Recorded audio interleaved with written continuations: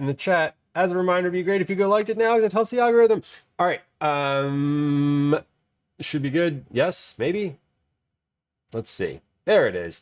Meal prep for tent camping, pasta salad, banana bread, odds and ends, plus a weeknight dinner. Welcome in, YouTube. Good to have you. My name's Lou. This is a cooking stream. We're live right now. If you're not watching this on Tuesday, Monday, June 29th, then you are watching a recording. I'm very happy that you're watching the recording. You can join us live at any time if you subscribe to the channel. That'd be amazing. Hit the little bell button and it will give you a notification when we do go live. Anyway, if you're watching on YouTube and you're not currently live, I will be chatting with the folks who are here live. The chat is down here, as you see. We can also, if you're on the vertical stream, the chat's going to be right here. Go ahead and turn off the chat replay on your YouTube channel, and it will just be right here. Anyway, as I said, my name's Lou. This is a food and drink stream in general, not just today. Our stream is all about cooking and conversations. Mostly vegetable forward family meals is what you'll find. If you are watching on YouTube and you want to check out some of the previous streams, they're all here. Just go ahead and look through the live tab and you will see those. Our community is generally very enthusiastic about culinary world, but also just chatty in general. We're kind of weird and we like it that way. Definitely a little bit spicy. We love a good innuendo. So if you're offended easily, sorry. Anyway, across all channels and all streaming platforms, follows are silent. So if you're a lurker, we love lurkers. Feel free to just hang out, catch the vibe. Say hi when you're ready. Happy to have you here. Today we are doing a bit of camping prep, as it says. We have a couple different meals going. On. So we're going camping for 2 nights. So some breakfasts. For breakfast, we're doing eggs, sausage, egg, and cheese on a roll. There's nothing to prep for that. Everything's ready. The sausage will cook at the campsite. Eggs will cook at the campsite. We're doing banana bread muffins for day 2. Banana bread muffins we're going to make on stream today. This is my banana bread recipe. I'm waiting for the recipe to be delivered to me. It's on the printer upstairs. But this is a recipe that I wrote and I'm sort of working on. This is the first time I'm actually making the recipe as I've written it. The last time I made banana bread on stream was a couple weeks ago, and I sort of made the recipe up on the spot and wrote it down as I was making it. Today I'm making it from what I wrote down, plus a little like extra cleanup that I did on that. For lunch, we only need lunch one day, so we're doing just a pasta salad, something that can just be in the cooler. You can throw in a backpack, like whatever. Cold salads are great for camping. They're my favorite, either cold salads or sandwiches that don't need heating. But we're doing a pasta salad. It's going to have chicken, broccoli, carrots, some cheese. I was going to make like a pesto for it, but I think we're just going to do like an oil and maybe like a champagne vinegar type of dressing. I'm not sure, but it's going to be kind of light. I say that as if I planned it. I forgot to buy pesto at the grocery store, so I'm not using it today because we don't have it. For dinners, my friend Drew is handling dinner one night. I actually forget what he said he was going to make, but I don't really care because I trust him to handle it. And night 2, we're going to be doing 2 different types of pie iron sandwiches. A pie iron is basically like a mountain pie. It's basically like a grilled and pressed sandwich. You have like a metal cast iron thing that you put the sandwich in and you put it in the fire. So we're doing 2 different types of sandwiches. One is a Reuben. It's going to have corned beef and Swiss with sauerkraut, Thousand Island dressing on rye bread. Today what are we doing for the Reuben? Nothing for the Reuben. Everything is done. We're doing Reubens and Cubans. The Cubans are going to have ham and a pork tenderloin. So I'm going to roast the pork tenderloin today in the oven, cool that down, and then I'll slice that up and we'll have that. As well as Swiss cheese, stone ground mustard, pickles, and that's going to be on a soft challah bread. I meant to get like Cuban rolls. The bakery that I go to in Reading Terminal has these really delicious Cuban rolls. I got there at 9:30 this morning and they were sold out. The guy, I was talking to the guy at the bakery and I was like, what happened to all your rolls? And he's like, somebody came in and bought all of them this morning. First thing, he was like, they were here at like 8 a.m. They bought every Cuban roll that we had. And I was like, well, shit. Can't compete with that.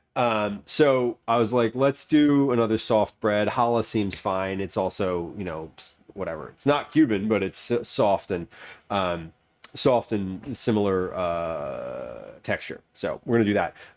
So for that one, we're gonna slice the tenderloin, and then we're going to cut the breads because I have the loaves of bread. I have two challah loaves, two two challah loaves, two rye loaves. I'm probably going to cut one and one of each, and then freeze the other two because because I had a punch card that I needed 4 loaves of bread to get my free loaf of bread on, and so I bought 4 loaves of bread.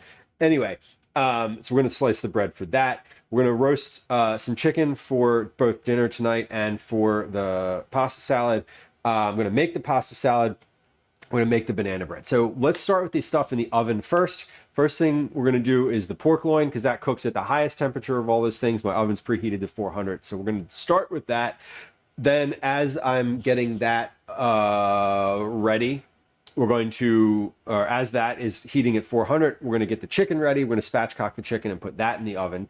So all of that is going to cook in about an hour. While that's happening, I'm going to get my banana bread muffins together, so that once I pull the pork and the chicken out of the oven, I can put the muffins in, and then everything's done in the oven. So at that point, we'll be able to slice the pork, get the chicken finished and plucked off of the bones, and then we'll make the pasta salad. So that's the order of operations today. Thanks for hanging out. Welcome in. And again, if you're watching on YouTube, please like and subscribe to the channel. And if you're watching live, please hit the like button. It helps it get out to the algorithm so that more people come in and they're like, hey, who's this person talking on the internet? It's me. Anyway, that's all the notes I got. That's what we're doing today. Again, if you're watching on YouTube, chat is going to be down here. We're live on several different platforms, so take your pick. Same name everywhere. I'm going to say hi to the folks that said hi while I was busy running my mouth. Shart, welcome in. Happy Monday. Alley Cat, do I prefer chocolate chips in my banana bread? I do, in fact, prefer chocolate chips in there. The recipe that I'm using calls for chocolate chips. It also calls for dried blueberries and sweetened coconut flakes. So I love and pecans. I love a lot of solids in the banana bread. I think the banana bread should be like should have a lot of like a character to it, not just bananas. Kind of like a panini press, yes. And Caretaker, I will. So Calvin is getting me my recipe off the printer when he comes down in a little bit. When he comes down, I'm gonna have him run out into the garage and get one of the pie irons that's in there, because I know I've talked about these a bunch, but since I'm like doing them for dinner this time around, I'd like to actually show you one instead of just having this the concept of a pie iron. You know what I mean? It is like a panini press. Yeah, it's kind of like that, except for it's completely enclosed. So it's basically a cast iron square. And I will show you what that looks like. Early bird gets the Cuban rolls. I know. I was like, what do you mean you sold all of them? And the guy was like, literally someone came in and bought every Cuban roll that was on the shelf and in like the paper bags. And I was like, how many rolls are we talking about here? And it was like 50 rolls or something ridiculous like that. And I was like, okay, I really should have ordered ahead, but I didn't, and that's okay. Cyber, welcome in. Hello. I saw the meow go off. I believe it went off. If it did it go off? It should have gone off. If it didn't, here it is again. Maybe? No. Hold on. Where is the meow? Fuck. Do I even have it on here? There it is. Meow, bitch. But why does it always do that one when I press it? Honestly, I don't understand. Dan, welcome in. Happy Monday, Dan. Good to see you. And it's good to see you too. Welcome in. 30 check-ins. Love that number. 30 is a good number. We are dancing real close to 10,000 check-ins, which is stupendous, and it's kind of unheard of and wild to me. Anyway, if you're watching on YouTube, you can check in there too, which is super cool. The first thing that we're going to do today is pop this pork loin into the oven. Now, I was at Reading Terminal and I was like, I want to buy like pre-cooked pork, right? Like pre-sliced, like pork lunch meat, not really a thing. Ham, obviously, is a thing, but ham is not pork loin. So I went to two different places that sell sandwiches that have pork loin in them, and I was like, "Hey, can you just sell me some of your like this meat that y'all put in your sandwiches?" And they were like, "No, we cannot." So I went to which did I go to? Ginta's, Guintas. Ginta's Prime had pork loin. They had several that were in the case that were like unseasoned, like tied up, ready to go. But they had one that was like pre-seasoned, you know, already done, like ready to go. And I was like, that's the one for me. Yes, please. So I have this pre-seasoned pork loin here. It's all we're gonna do is unwrap this and put it in the oven. Like literally nothing is like that's it. It's already been like marinating. I washed my hands like like a minute before stream. So I am just going to cut this open. We're going to pop it on the pan and we're going to put it like directly into the oven from here. Because this has been, it's ready to go. It's been out on the counter for about 20 minutes or so at this point. It's been out on the counter for almost 40 minutes at this point. I know this because I got it out about 10 minutes before I started streaming. And my sense of how long we've been live is not great, honestly, because it's 30. It says the stream's been live for 31 minutes. I thought it was 10. Cool. Anyway, let's just get this. What kind of liquid is on here? Not that much liquid. Okay, so things with pork loin. I real quick looked up basically how do I cook a pork loin right before stream, because honestly, y'all, I've never cooked a pork loin before. I've never cooked one of these ever, not once ever. So I got some basic directions. I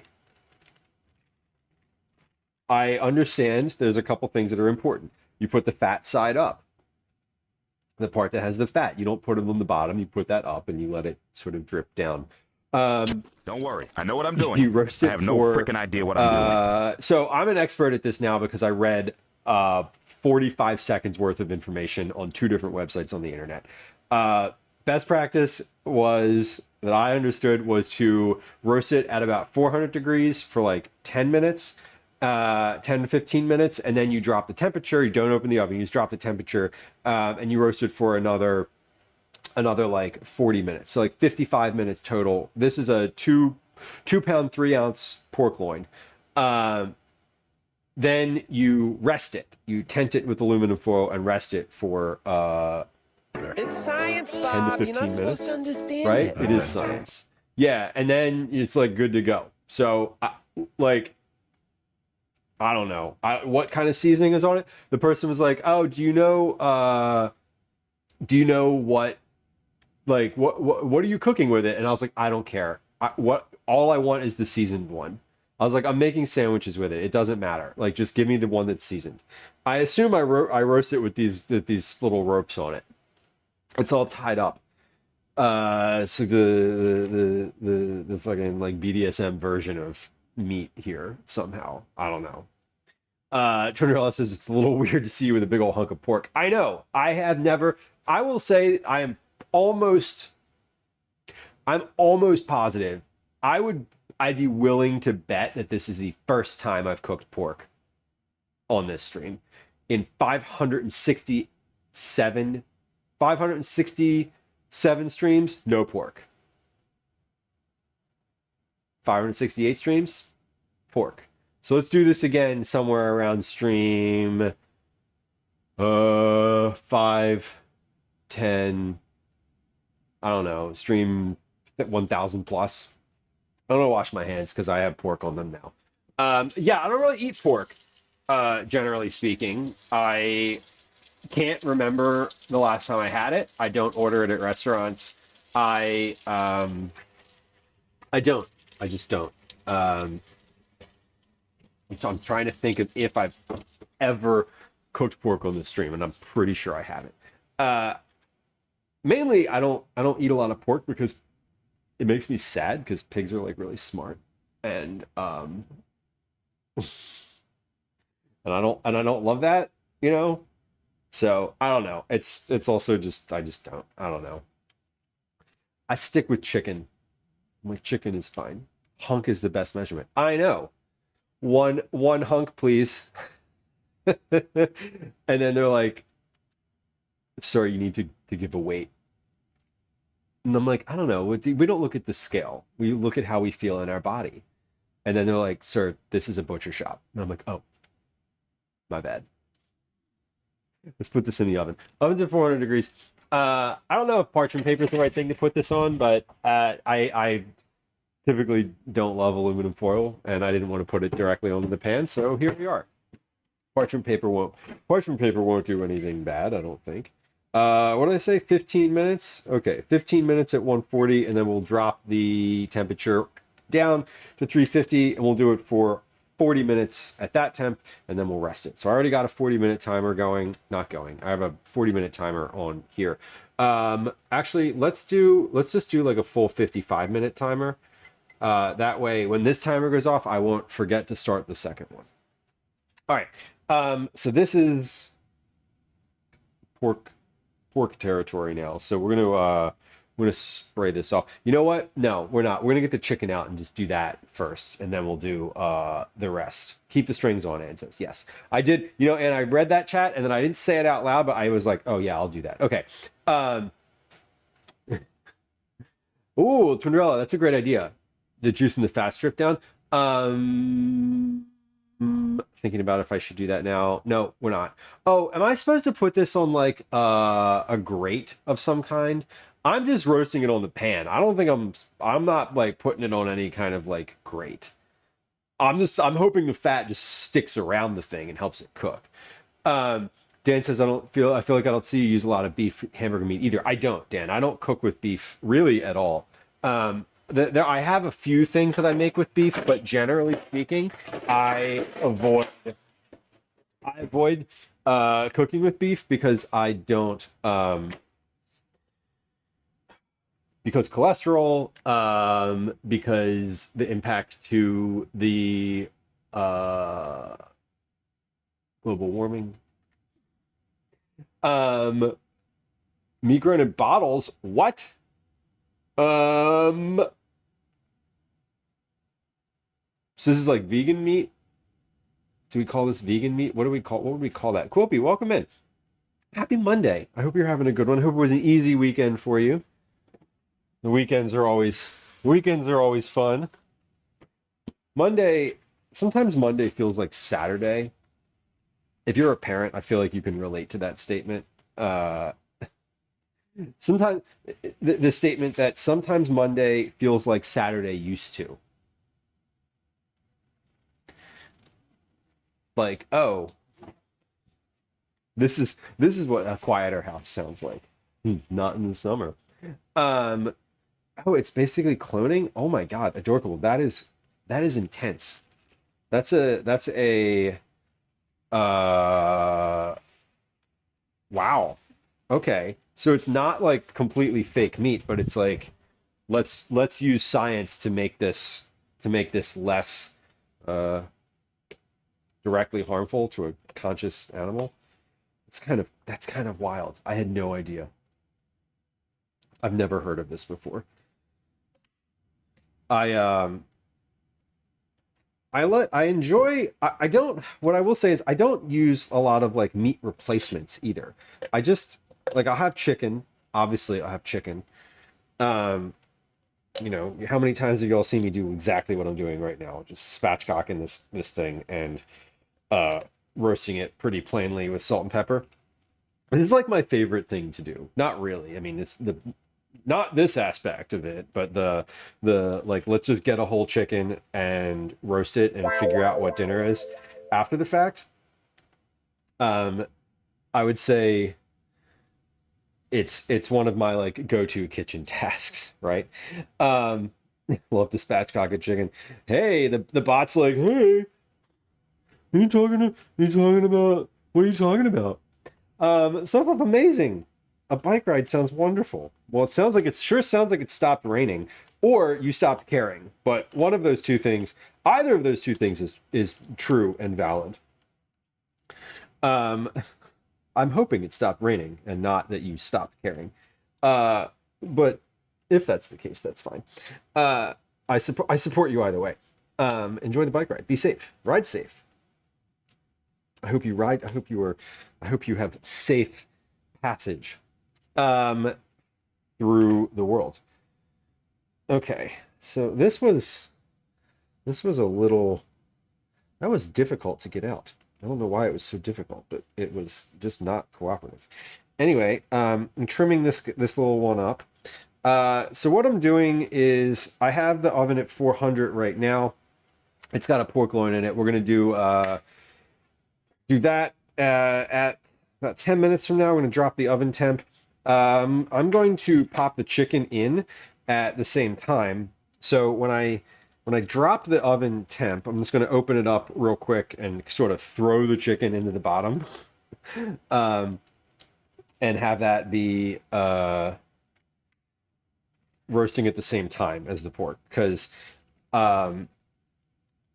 it said it's one of the things when I was getting the pork, looking at these pork recipes, was like, don't open the oven, don't open the oven. I don't care, y'all. I don't give a shit. I'm just gonna throw the chicken in, and then that'll be fine. And then the chicken will be about 40 minutes at the same temp as the pork finishes, so it'll all be good. It'll all work out in the end, or it won't. And I'll just be like, I shouldn't have done that, and then we'll learn. And then we'll be learning, you know, and that'll be fine. Right. No rain, just a million mosquitoes. Right. The day after the rain, when they all come out, that certainly tracks. Riding your bike in the wind is always funny, because it's like, it's all, for me anyway, I've had this happen where I'm like, I've almost been blown over by the wind, and it's like, oh my. Oh my. You're just like, well, this might be the end. I had it happen when I was riding my my scooter recently, where it was like super windy, and I was like, well, I might die, because I'm in traffic and almost unable to stay upright. I'm washing my hands real quick. Cyward says, run a prediction. Will it be fine? Will the chicken and pork be fine co-mingling in the oven? I sure hope so. I'm saying yes, because my definition of fine is that they both reach the temperature where they're safe to eat. That's my definition of fine in this situation. Just FYI. Kosher bacon, how are my legs? Legs are good. When I sit for a little while and then I stand up again and like start to move real quick, not good. Not so great. But like, I'm standing right now, I feel pretty good. I don't have any no reluctance, no regrets around that. My total kilometers yesterday, by the way, was 25 kilometers is what I walked total. That includes walking to that includes like anything I did in the morning, the walking to the starting point, and then walking home again afterward. So all in 25 kilometers yesterday, which is a lot, which is I think more than I was expecting to do.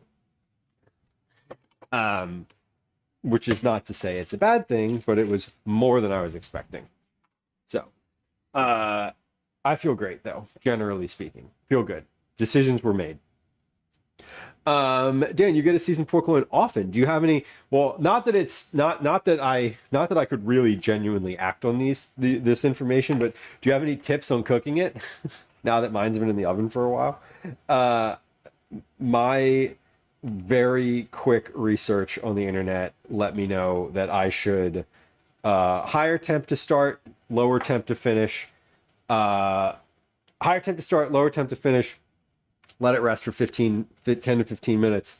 This one is already seasoned, so I literally did nothing to it seasoning wise. I pulled it out of the vacuum sealed package and put it in the oven, and that's it. I'm seasoning this chicken just pretty straightforward. I'm going to add a little bit of garlic powder and a little bit of onion powder to my, and dill, of course, dill, to the dry seasonings. Once this is all on, I'm going to rub this in. Crock pot. Okay, we have a prediction up in chat. Will the pork and chicken be fine? Will it be fine? I kind of like that as a prediction just across the board, not necessarily specific to this pork and chicken commingling encounter. Will it be fine? Maybe don't answer that honestly, but you know, you do you. Okay, let's rub all of this in, and I'm gonna get some olive oil on here as well. So I'm gonna rub this in all in, on, and underneath of this chicken. There's like a lot that I just tossed on the top of it, but I'm gonna get it all around. A crock pot. Throw it in the oven and let it do its thing. That was what I understood from the thing, was basically like, don't mess with it. Like, they were basically like, get an instant read thermometer, which I don't have. Cook it to 150 and then let it sit for 15 minutes and then slice it and eat it, and you'll be fine. And I was like, okay, that sounds easy. I can do that. So that's literally what we're doing. Wrap it in parchment and tinfoil while baking so the moisture stays in and the top does dry out. Pull it from the baking wrap when it's 80% cooked to crisp up. Mustard and spice mixture. So you wrap yours up as opposed to just putting it in straight away. Okay. I did not do that. Dan, thank you for hanging out with us on your break. I appreciate you. I hope the rest of your workday is easy and smooth and everything you need it to be and nothing that you don't. Deathwish, welcome in. Happy Monday. Streaming on a Monday. Monday's a weird day to stream for me. I don't usually stream on Mondays. But also the day that I do usually stream, I'm not going to be around. So that's okay. So we're doing the thing today instead. So spatchcock this chicken. I've got everything sort of rubbed in here. My salt and all of that. I'm just going to give this a little bit of a rub on the bottom. I got some oil and seasonings just sticking on the pan here. So all of this is going to go in the oven, and then this will cook for 40 minutes at the same time as the pork loin. I'm going to leave the spine on the tray along with these little bits of skin because this is going to roast, and then I'll put this in my my bag. I have to start a new bag for my freezer for stock. So we're going to put all of that in the stock bag. Let me wash my hands again, and then we'll be ready to go. I have a pot of water on the stove that is currently boiling. I'm going to put my orzo in there in just a moment and cook that, because when we make pasta salad, I'm going to want that orzo to be cooled down completely. So we're going to cook that as well. Basically, we're getting all the heated stuff out of the way. All the things that need to be like heated. Prediction says it will be fine enough. Fine enough, I'm good with. I think fine enough, I can live with that. That's sort of how I envision, like, how will life be? Fine enough. Some days it's better than others. Some days it's not. And that's okay. Chicken is here. I'm gonna go ahead and just pop this in the oven now, because it's still at 400. So I'm gonna pop this in. Pork's looking good. Okay. When the timer goes off, we're gonna turn the oven down. Sabs, welcome in. Happy Monday. We're cooking today. We're back in the kitchen. I'm glad I'm using the good baking trays, right? The best baking trays are the full sheet pans that I have, that I mainly use for Cookie Club. I really don't use those for anything but baking cookies. Like, very honestly, I'm trying to remember the last thing. Oh, those are really only used for like desserts. cookies primarily. I think the things that I've made on there that are not cookies have been like caramel corn. I did caramel corn on there. What else have I made on there? I've never put any like meat or fat on those pans before. I'm very intentional about not using them for that. Not that there's any like distinct worry about cross-contamination or anything of that nature, but I just, it's like these are just the baking pans. I bake on these. We don't roast on these. When I was tending to baby, well, it will be back. It will be back. We do every hour. It comes back automatically. The bot just turns it on and off for me, which is great. All right. One more go around with the hands. We'll be baking in the kitchen tonight. Excellent. All right, what's on the menu? What's on the menu, Sab? Angry Rook, welcome in. Hello.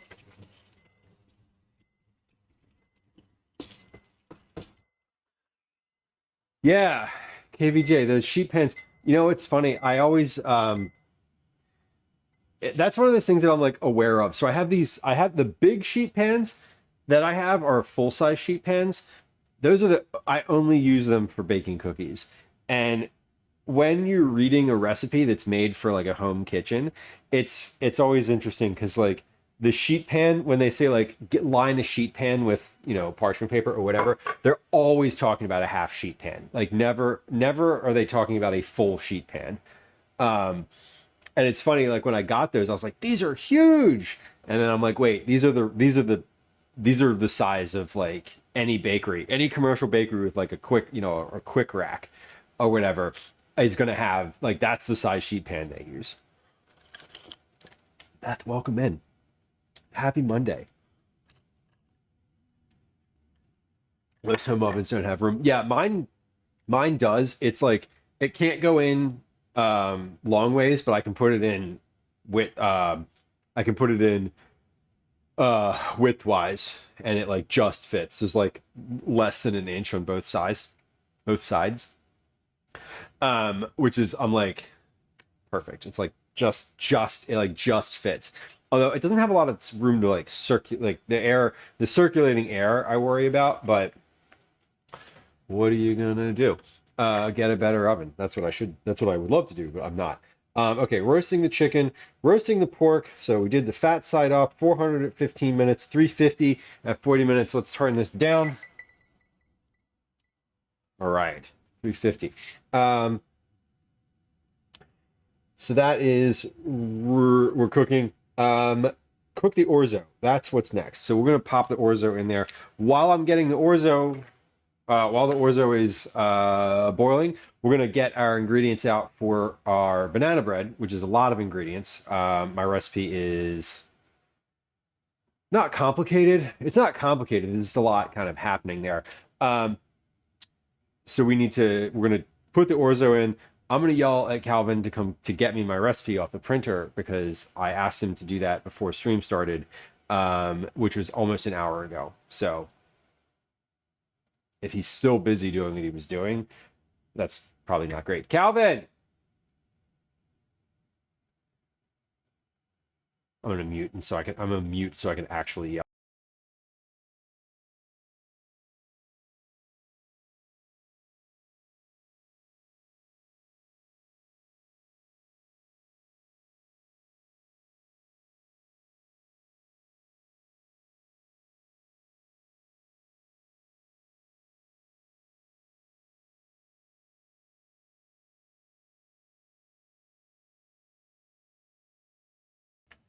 Okay, he's on it.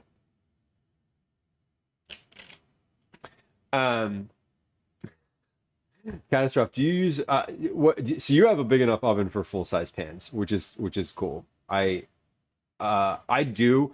I only use them mainly when I'm using the oven, if I'm like roasting for dinners and stuff like that. I just use my half-size sheet pans, even quarter-size pans, because they're easier to handle, honestly. So tonight you're making garlic bread focaccia. Yum. I love focaccia. We had that last week. Spaghetti, spritz cookies and diamond cookies.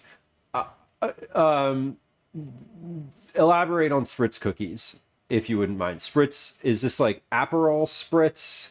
Are they, what is the spritz aspect? The quarter sheet pans make great part trays. I love a quarter sheet pan. I have 2 quarter sheet pans that I use like regularly, that are my sort of go-to like little things. Like one of them, I'm roasting the chicken on one of them, because that makes it easier also to pull. Like it makes it easier to pull out, and it makes it easier when you are trying to pour the fat off of the pan. When you have like a big old sheet pan, and you're like, it's awkward to like kind of do that. I mean, if I was roasting like a bunch of like several chickens in one batch, a full sheet pan would be great. But the quarter is just fine. I am making a pound of orzo.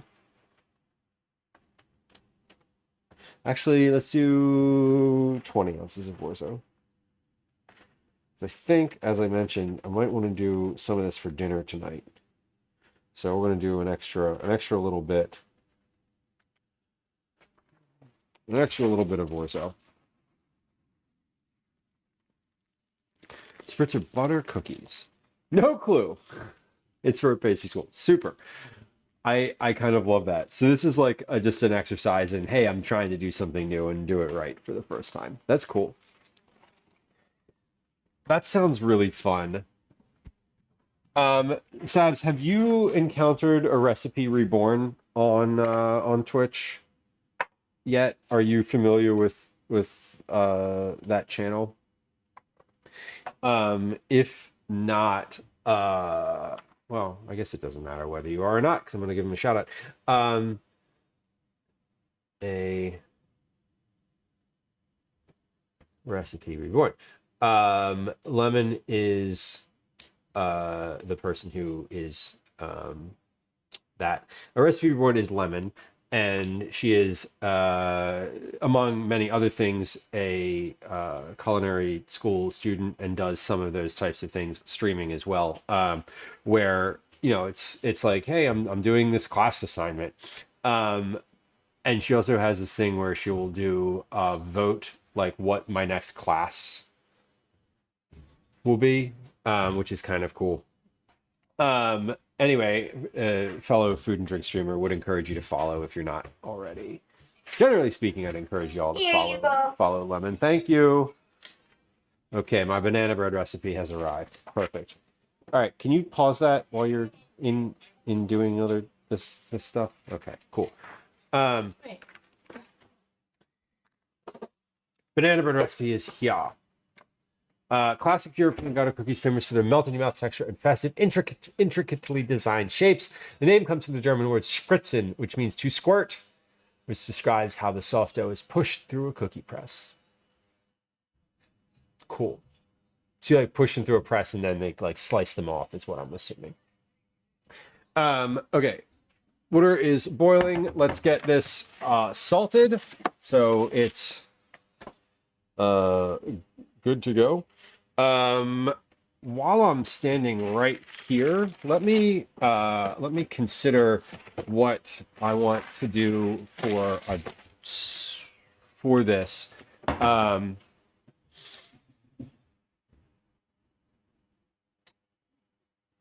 For the pasta salad, I don't have any pesto, so I'm thinking like olive oil is going to be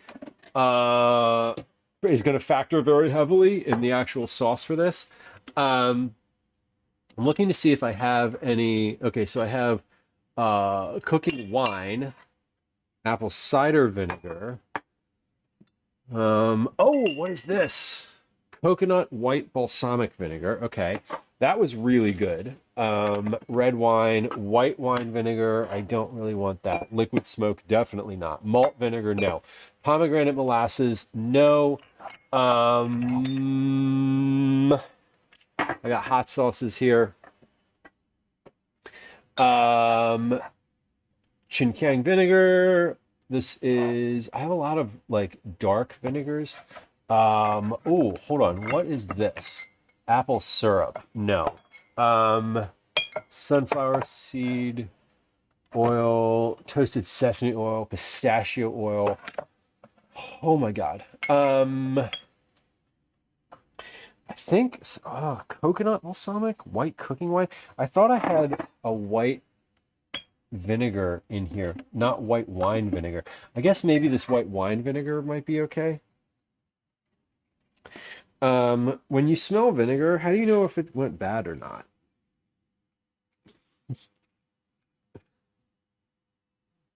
That smells fine. It smells like what? This smells like I was expecting it to, so that's good. We'll use a little bit of that, and then let's use a little bit of what else would be? What other liquid would be good in here? Rose water? No. Apple syrup? No. Sesame oil.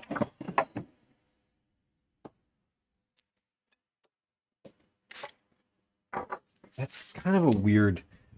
It's like I love sesame oil, but I don't think that's gonna work. I thought I had white vinegar.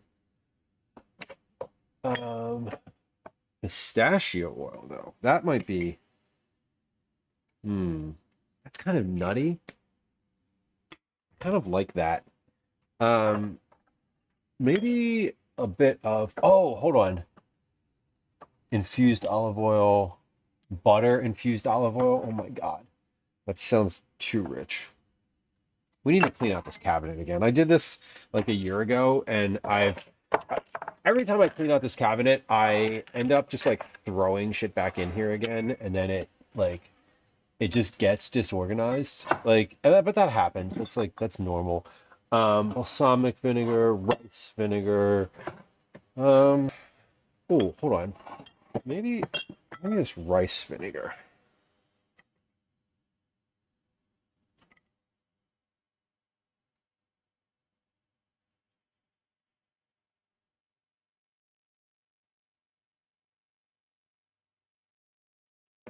I'm going to use some of this rice and white wine vinegar and pistachio.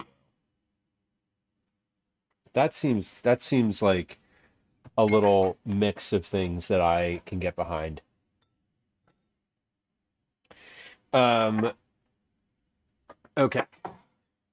As I'm saying all of this, I'm like, well, my orzo might be finished cooking soon.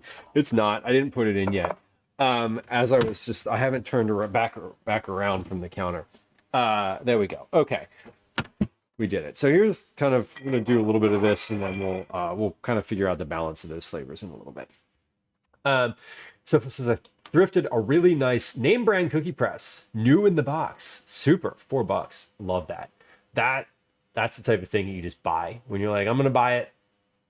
Am I gonna use it soon? No. Will I know what it? Will I know how to? What? It's like the thing. It's like when you decide you want to use it, it's nice to have it, and then you're like proud of yourself for having gotten it, having acquired it for so inexpensively. Oh, Lazy Susans. These, I have a couple Lazy Susans, but I do. I don't love. The ones that I have are tall, and I tried to put one in there, but some of the bottles I had wouldn't fit, and I could have adjusted. I guess I could have adjusted the shelf height, to be a little bit, more space, but I didn't. I do love a Lazy Susan. You do lose some corner space, but what you put in the corner, you put something in the corner that you just don't use all the time, and something that's tall and visible, and then you just know that it's there, right? Linda's used the cheapest plastic shelves. I see what I want from a Lazy Susan is I want the cheap one. I want the one that's this tall, that is less than a centimeter tall. The ones I have, I bought a while back for a kitchen reorganization project, and I tried to put them. They just they weren't big enough, and they were too tall. It was performative Lazy Susans, and I was like, I can't. These are not functional for me. So I want the ones from my childhood, from the 80s, that were just the crappy ones. Yes, angled corner cabinet for the upper. I love that Angry Rook. We have this cabinet down here has a rotating shelf in it. So this is where I have all of the like pots, not pots. This is like Tupperware, plastic. This is plasticware, plastic containers, plastic cups. Nothing I use all the time, but I thought about putting my pots and pans in there, but I was also like pots and they're all right here. So I don't know. Let's put this, speaking of putting things in, let's put this orzo in because like I'm just bullshitting. All right. Orzo is in. I'm going to set a timer for that because I will forget it. Let's set a timer for 7. We'll start checking that at 7 minutes. So I got 25 minutes left on my pork loin, 25 minutes left on my chicken. Orzo has 7 minutes. I made orzo recently. I think it was last week at some point, and I made the mistake of using this colander, which doesn't have enough. It's my like pasta colander, and I just didn't think about it very much. And the holes in it are huge, and the orzo, like half the orzo went through it, and I was like, oh no! I was watching it go down the sink. It was so sad. Anyway, this is. I'm gonna use this colander instead. Anyway. Yeah, no school and kiddo being home, so flip. That's what I was saying, where sometimes like Monday feels like Saturday, where like the summer is just challenging. If you're a parent and you move from having your kid in like school or occupied all day to being a totally different schedule, they get up at a different time, they have different things to do during the day, or they don't have anything to do during the day, which is even worse. It's just it's brutal. It's brutal. But you know, it can be fun too. All right, so the orzo is in and cooking. Banana bread. That's what we want to do. Where's my banana bread recipe? There it is. Okay, we got this. Angry Rook says, I use a lattice dough cutter like once a year. The first time I needed one, I couldn't find one, so I just kind of winged it, and I was able to find one someplace. I thought I'd just use that one every year. As part of the kitchen remodel, I had to empty my cabinets. Oh no, found that I own 2 of them. That's great. Well, now you have 2. And you didn't even know. It's a chip and dip. We got 2. That's funny. That's why you just pull everything out of your cabinets every once in a while. The chip and dip comment is a Mad Men reference. One is getting donated. Beautiful. For all those folks who are lacking a lattice dough cutter in their lives. I can't relate. I homeschool my son. Valid. Yeah, and so I mean, your schedule is very. I don't know if maybe it changes during different summer months. I know, like for me, Calvin is in school.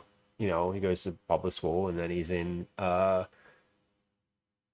school for 9 months out of the year, and then or 9.5 months out of the year, and then summer hits and it's like everything changes.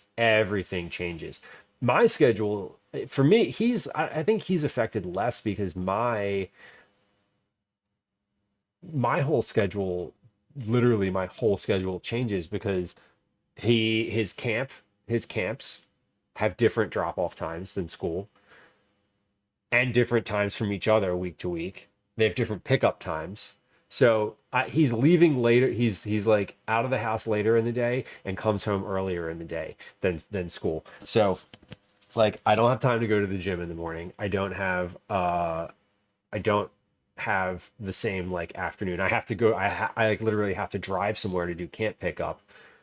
And so like I can't start streaming. Like it affects everything. It really is. It's frustrating. But it's fine. It's summer, and you only get so many summers with your kids, and like I acknowledge that, and it's fine, and I love having him do all these things, and it's totally fine, and it's frustrating. Like, we can have both of those things. The kids think they're grown now because they're preteens. Keep going outside and hanging with the neighbor kids. At least they're outside. I had to sit them down and explain that they're blessed with a mom with anxiety. sparkling anxiety. Yeah, you have to tell me when you're going out the door. You can go out the door. Toddler leashes. Oh my God, your preteen kids would love that. Yeah, I had comments about leashes, and anyway, dad routinely wakes up at 11. Fog Ice, I wish. I don't wish, actually. I routinely wake up at 6 during the summer. Seeing a lot of people doing banana bread. My brain's like, make banana bread. Yeah, use banana bread to make French toast. Oh yeah, yes please. French toast bread pudding, banana bread French toast bread pudding. Good Lord, that's super indulgent / a really good idea. Broccoli, welcome in. Happy Monday. It changes because we do sports. I work jobs in the summer versus during school time. Yeah, and that's, so you get it. I mean, it's a similar energy where basically the energy shifts and the time changes. No problem. Just need to know where they are. Yeah, I feel that same way, Twinderella. Like when Calvin goes to the playground on his own now, I'm like, if you leave the playground, you got to tell me that you're leaving the playground. If you're not where I don't mind that you have this independence, but I would like you to be where I expect you to be. Yeah, Twinderella, you and Gwen are like peas in a pod in that scenario with the true crime stuff. It would eat into the first 48 hours. I love that. I know what you mean by that. Have you decided which moderator you're going to arm? Kosher, thank you for the reminder. Kosher Bacon Jam sent some little mod hammers, and I have not, but we have a little moderator hammer here. I'll show you. This is funny. It comes with a little. Oh, of course, I dropped it. It comes with a little thing that says "banned" on it. It's a stamp. And there's a little ink pad, and you're like, and it says "banned," which is very cute. It's a literal hammer. I have not. I have a hard time picking favorites. I do. I have a hard time picking favorites, but thank you. And KBJ sent some stickers as well, which I love because they are like bacon looking stickers, which was really funny. Yeah, they're really cute. Thank you. How many people's foreheads have I smacked with? None. I thought about getting Calvin with it, but I didn't. We're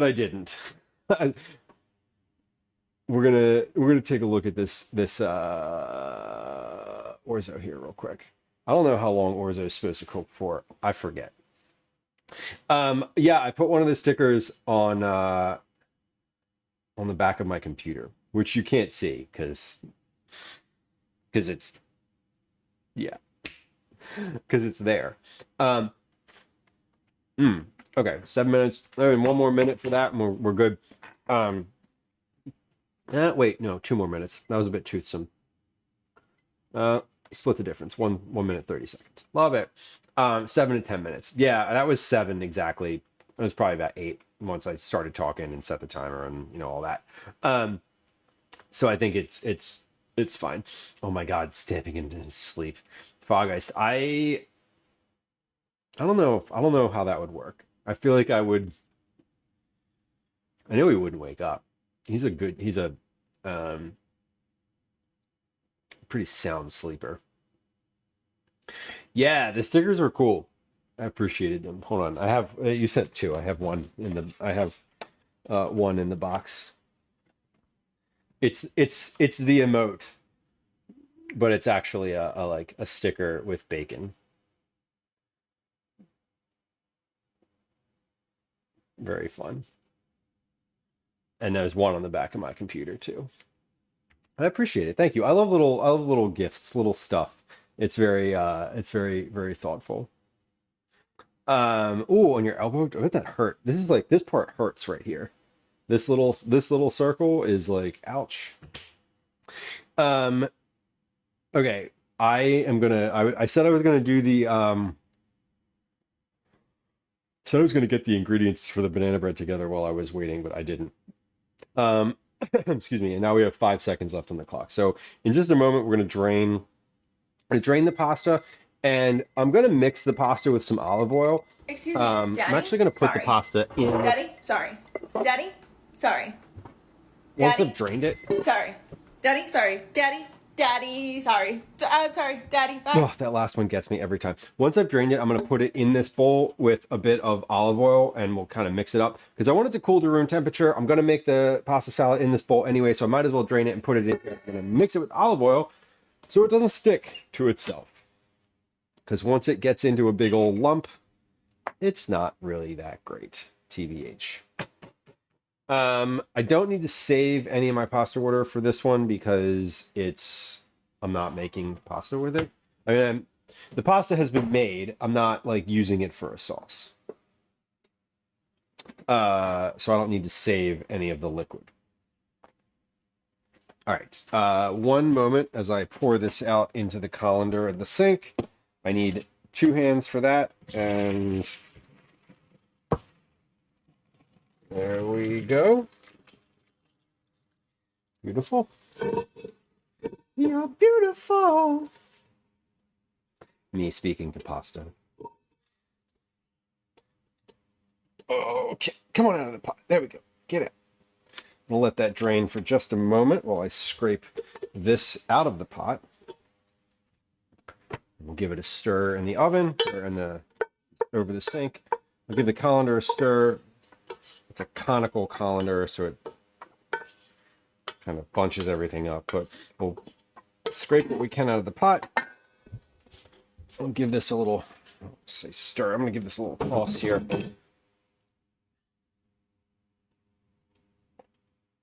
Great.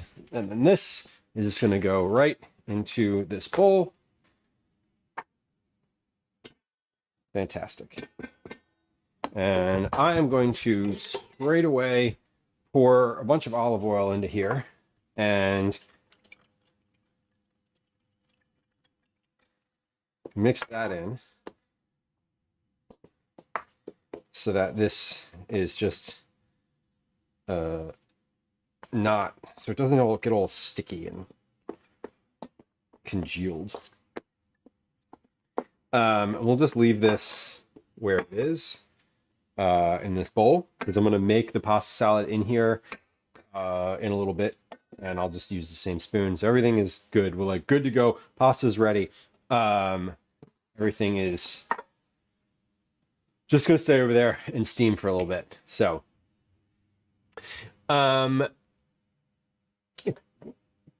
Kosher, it's neat that you have a little creative group. I love groups of people who do things like that, like just like sort of altruistic, community focused groups. I think it's lovely. Caretaker says, me speaking to my pasta is more like the Weird Al version of that song, You're Pitiful. Oh my God. I haven't heard that, but I think that's hilarious. Does Weird Al do concerts? Is that a thing? Can you like go watch him play live? Can we do that? I don't know. Wait, what reset? The reset? Did we do a reset?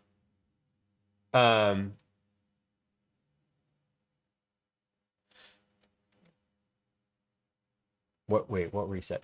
I managed to cut my hand right between my fingers. Oh, yeah. Oh my God. That is brutal. Yeah. You can go see him in concert. Okay. I feel like I would like to at some point. Wait, Moonlit, hold on. Am I missing something? It says you've checked in one time. Should you have more than that? Hold on. 1, 2, 3, 4, 5, 6, 7, 10. 1, 2, 3, 4, 5, 6, 7, 8, 9, 10.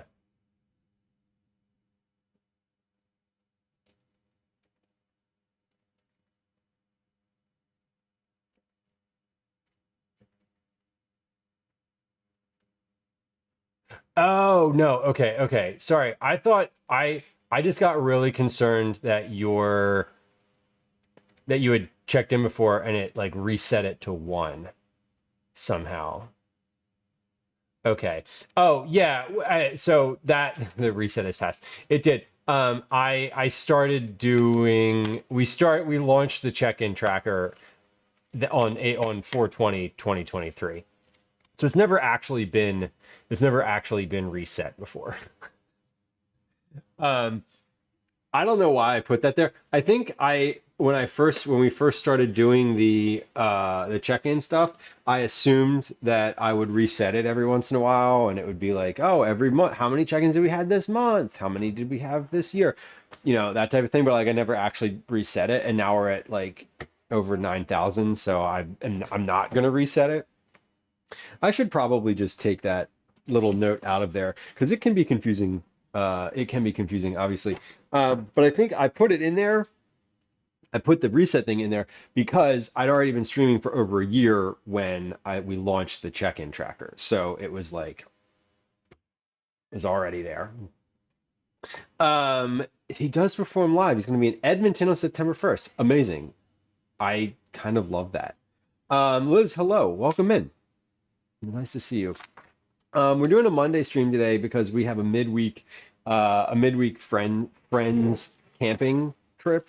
Me and my friends. This is an adult camping trip. So we'll probably get talked to by the Rangers, because that has happened on every adult camping trip I've ever been on, which is annoying and also like a thing. Whatever. It's annoying to me because I'm like, shh, shut the fuck up. Stop yelling. I'm like, y'all are talking too loud. And they're like, we're not talking too loud. What do you mean too loud? And I'm like, you're too loud. We're going to get yelled at by the Rangers. And they're like, we're fine, it's fine. And then we get yelled at by the Rangers. And I'm like, I told you. And they're like, well, we weren't that loud. And I'm like, but you are. I told you this before they came into the site, before they walked into the campsite and shown their flashlights at all of us, and you all panicked like fucking cockroaches. I told you this was going to happen.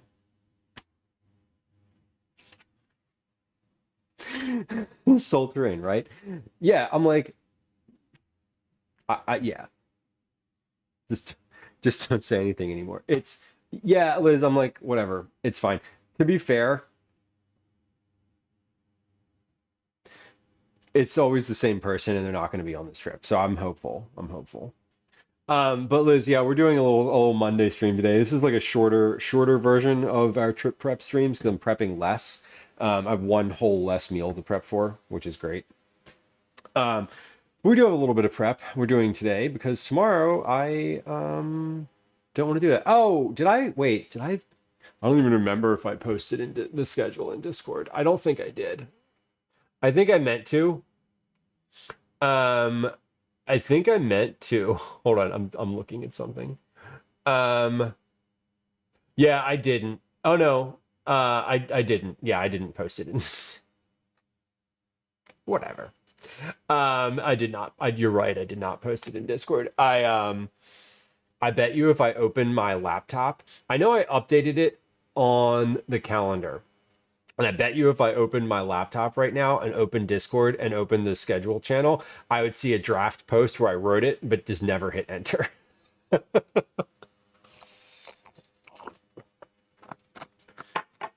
I wouldn't mind being talked to by team members of the Texas Rangers. Yeah, right? Tell me about your journey to Major League Baseball. Are you one of the are you one of the chosen folks? Are you the one? I thought the bot was wrong. Yeah, no, it's just me. Liz, we're doing, this is like summer schedule, so everything is a tragedy. The schedule right now is like, my personal schedule is like awful, genuinely just like frustrating.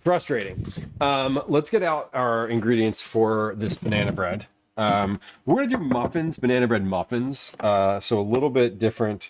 Baking soda, okay. We have regular flour and rye flour. Here's our regular AP flour, rye flour, brown sugar. I'm gonna use I'm going to use dark brown sugar because I have less of it, so we'll use a little bit of that up. Baking soda, salt, cranberries, chocolate chips, coconut. All right, chocolate chips, cranberries and coconut, or no, not cranberries, blueberries. Blueberries, chocolate chips, coconuts on the counter, pecans, butter at room temperature. Great. Well, I don't have that. Vanilla extract. I mean, I do have it. It's not at room temperature. We'll get it out. And it'll be at room temperature pretty quick. Pecans are in the other cabinet. Eggs are in the fridge. Bananas are on the counter. Okay. We got a lot of ingredients coming out right there. All right. And then all of this is dry weight. I have all of this portioned out by dry weight, so this should be pretty straightforward to bring together. Soften the butter to room temperature. Great. Let's do that now. Let's stick with butter. Wait, this is unsalted butter. I'm going to use this unsalted butter, even though I don't love using unsalted butter, because the alternative is to get butter out of the freezer, which will take more time to cool down. So we're going to do the thing with butter where it's not at room temperature currently, but we're going to cut it up real small and get that into some teeny tiny chunks, and that will cool to room temp a lot quicker. Cool to room temp. It'll warm to room temp. This room is not, I would not describe the room that I'm in currently as cool. I, in fact, have a fan on. I don't know if it's audible on the stream, but I have a fan blowing onto me from right there. It's kind of nice. And it makes a little buzzing sound, so I don't know, maybe you can hear it. Maybe not. It doesn't matter if you can hear it and it's bothering you, I'm sorry. I can't exist in this room without it. Because the oven's on and it's, you know, we're roasting some meat. We've got a fan go, you know, we got had the stove going a minute ago. It's all fun. Fun is not the word I would use. It is the word I did use, but it's not the word I wanted to use. It doesn't describe what I'm actually feeling right now. It's just warm. That's the word. Okay, so we have our you know what? I didn't put any weights on here. I didn't transfer the weight. God damn it. I'm annoyed. I didn't transfer the weight from my my draft recipe here. Do I still have that or not? I might. Let's take a look. I don't even know if I still have the draft recipe. Banana bread. There it is. No, fuck. I don't. That's annoying. I have several things that say banana bread, but they're all recipes that have been, or not recipes, they're all things that were packing lists. Okay, cool. Well, here's what we'll do. We're gonna, while we're doing this, we're gonna measure the weight of these. I'm gonna use actual measuring cups and such for this, and we'll measure the weight, and the next time we'll be able to just do it by weight. Because as y'all are probably aware, this is frustrating to look at a recipe and it says 1.5 cups of flour, and I'm like, what does that mean? Soften the butter to room temperature. We're doing that. Grease a loaf pan, coat it with a thin layer of flour, tapping out the excess. Preheat oven. Okay, so the oven is already heated. There's things in the oven right now. We're going to grease a loaf pan with some butter. I'm actually not going to grease a loaf pan. We're going to try this today as a...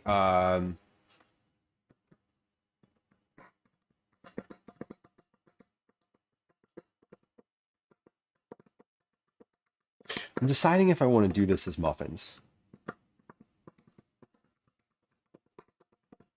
Or, because I wrote this recipe, this is like the recipe that I've been using, or not that I've been using.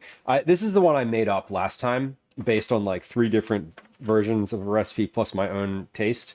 And this is for a loaf. So I'm actually, you know what? I'm going to do a loaf, and then I'll just slice it, and I'll wrap the slices in plastic wrap. That way I can test this recipe that I wrote as I wrote it, as opposed to like, hey, I'm going to test this recipe, but I'm going to do it a little differently. Sabs, I have a conversion chart on the refrigerator right here. I have several. One's for flour. This is the King Arthur one: flour, cake flour, whole wheat, sugar, brown sugar, confectioners. I have the fluid conversion chart for the 1 cup to ounces to tablespoons to teaspoons to milliliters. And then I have, this is the one that I love the most, the gallon to quart to cup to tablespoon to like teaspoon conversion chart, which is super fun. I'm still gonna weigh. I do love using the conversion chart, but I think the last time I made this, I used the actual measuring cups. So that's like what I want to do today, is just do that and then make a note of the weight and see like how close it compares, like rye flour versus AP flour. Like, does it compare to what the measure magnet says? I do love that though. The conversion chart, I use that regularly for liquid stuff. When it's like, you know, a teaspoon or a tablespoon of this particular liquid, I know that, you know, if it's basically the same density as water, I can just use milliliters to grams and then have that be the I can weigh it out in grams essentially. Did you all know that a milliliter of liquid of water is basically a gram? It's like the same thing. It's not exactly the same thing, but it's so close that it only matters when you get up into like really high volumes. If you're measuring out like 2 tablespoons of liquid, it's the difference is so marginal. It's not really a thing. I love my conversion chart though. I love it so much. I have 3 of them. I feel like that should be a stream graphic. I should just put that up on the I should like have a graphic I can put up that's just like a boom conversion chart right here, like a big one, and we could just do the math together. That would be a good idea. A squibble, 1/10 of a gram. That's like, it's 5 grains of kosher salt, right? That's like basically nothing. That's a fun one though. I've never heard that before, and I'm happy to have heard it. So we're going to put a little bit of flour in here and kind of shake it around. Just line the pan with some flour. I want to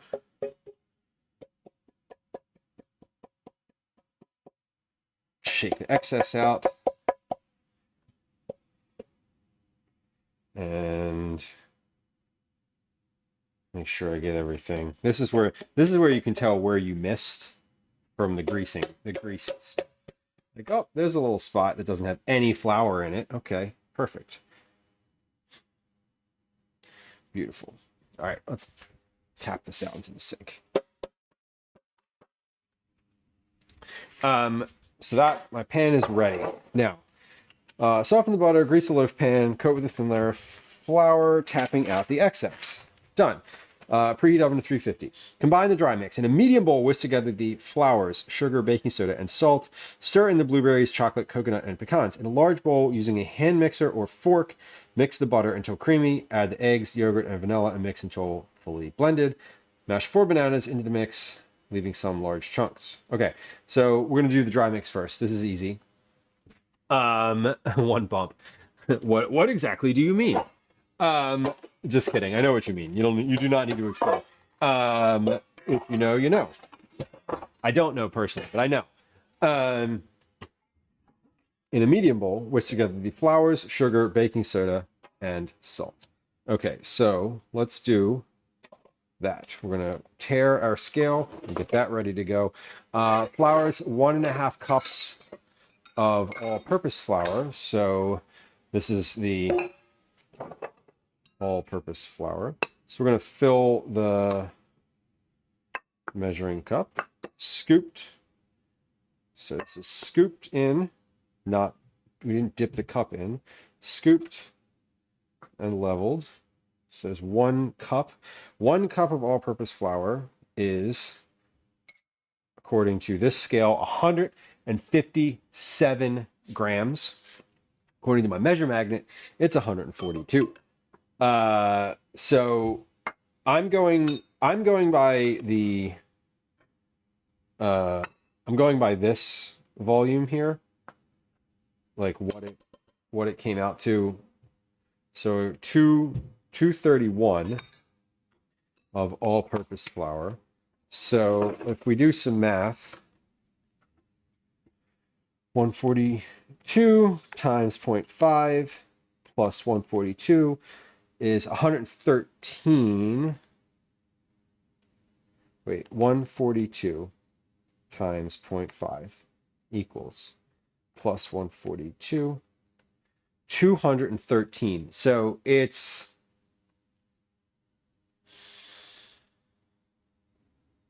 17 grams difference between this and the measure magnet. So I'm going to go ahead and go with the 230, but I think actually no. I'm going to go ahead and do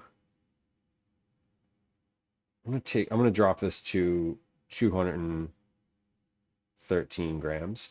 That way it aligns with the volume if you were to like look this up. Yeah, 142 all-purpose flour. 113 says cake flour. So, okay.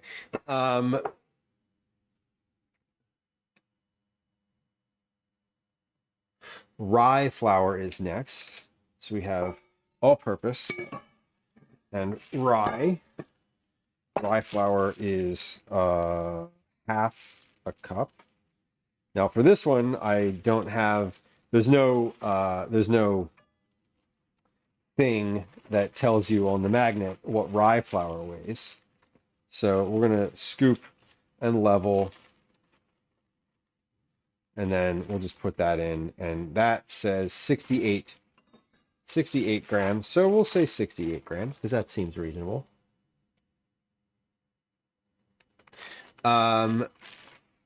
So we have the flours. Now we have the sugar. It says sugars. Oh no, it doesn't in my recipe. It just says sugar. Okay. I was like, oh, does it? Flour, sugar, baking soda, and salt. So flour is done. Sugar is brown sugar. That is 3/4 of a cup of brown sugar. Now this says 1 cup of packed brown sugar is 198 grams. So let's go and just go with 198 times 0.75 is 148.5 grams. So we're just going to do that. 120. Whoa, that's too much. That's too much. Let me take one of these big. There we go. That was way too much. I went way overboard. There's a big pile on the top, so we're just going to take some out of there. 152. Close enough. Hey, Mix, there you are. Welcome in. We figured out the sounds. Obviously, I put in a lot of work. I now fully understand how the sounds work. So I had to fix another problem after the last in the kitchen stream. Now they work. I'm confident that they work now. How confident? 80%. 3/4 of a teaspoon of baking soda. So let's do 1/2 and 1/4. Half baking soda. Confirm this is baking soda. This is baking soda. 1/2 of a teaspoon of baking soda. There's, yeah. Confirm that that's a 1/2 teaspoon. And 1/4. 3/4 of a teaspoon of salt. So we have some kosher salt. I should note that I'm using kosher salt here. And not another type. 3/4 teaspoon of salt. There's a half. There's a quarter.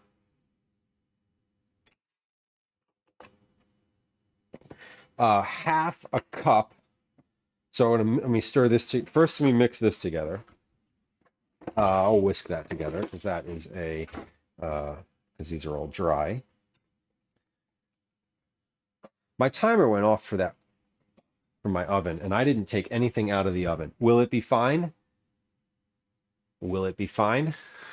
We're going to take the pork loin out, that's for sure. The pork loin is probably finished. I only take a tenth of it. I'm just remembering that my timer went off a couple minutes ago, and it's fine if it's a little bit over. Yeah, we're done. This is one.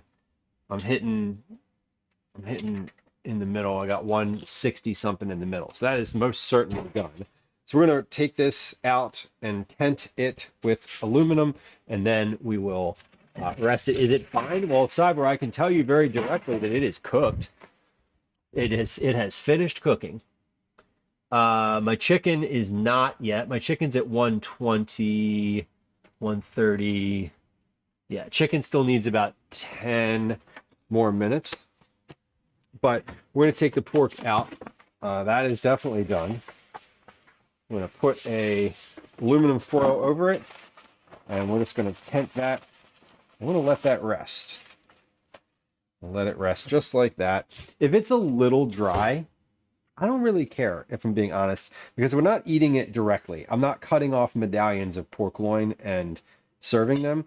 I am cutting it up, storing it, putting it in like a plasticware container, and I'm making sandwiches out of it. So it's really not I'm not like presenting it as a, as like a this is the dinner. It's like part of another thing. So I'm like, if it's a little dry, that's fine. Will it be fine? It is fine. Confirmed fine. I haven't tasted it yet, so I will taste it. I will let you know what it tastes like. I'm putting the dry ingredients back in the cabinet here because that needs to happen so that the counter is not cluttered. Okay, that's good. And is this microphone charged? It is. We're also charging the IRL gear very slowly, one little piece at a time. All the batteries are charged again. The microphone is charged again. So the chicken needs about 10 more minutes. That's what I said, right? Yeah. Okay. Whisk together the flour, sugar, baking soda, and salt. Stir in the blueberries, chocolate, coconut, and pecans. It also says to toast the pecans, which I did not do yet, but I can do right now because that is like a 4-minute task. Calvin's here. Hello. Hi. How are you doing? How are you doing? What are you doing? Finish my carrot. You finished your carrots? Bring the bag down. Prove it. A cup of pecans. Okay.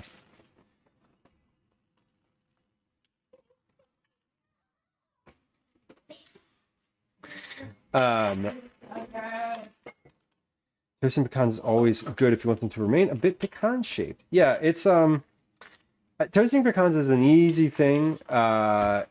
Is a really easy. It's like toasting nuts before you use them is super easy to do, and it does genuinely make them taste better. I know we're both chronic nut burners. I know. The thing is, what I would love to do, Cyber, is I'd love to one day just like roast this whole bag of pecans, right? And store them in the freezer. And when I say roast them, what I mean is put them in the oven and sit in front of the oven and watch them and roast them to like the perfect amount and then be done with it.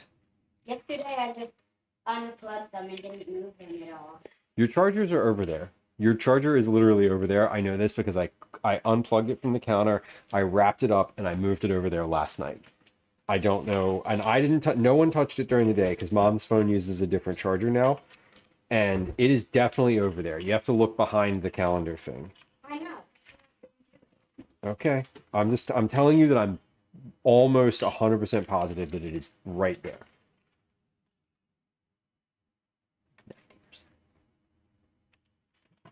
Okay.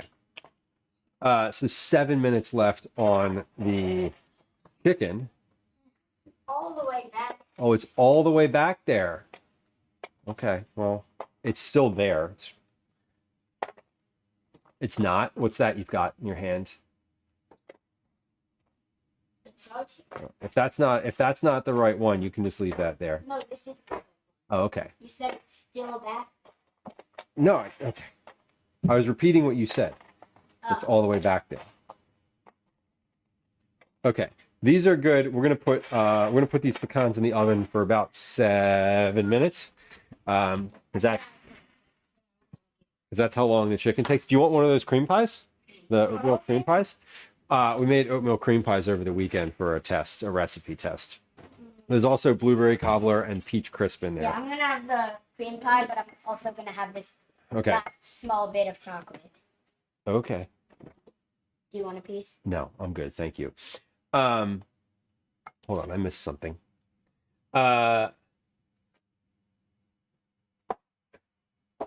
Mix just boiling down water to make sea salt. I kind of love that though as a hobby. That's sort of like that's like people who decide they want to make barbecue and they just make a whole day out of it, right? Instead of like going out and sitting by the smoker, you're just going out and sitting by the salt maker. Sounds great. I do love raw walnuts though. I do. Oh, this is hot. For sure. What's hot?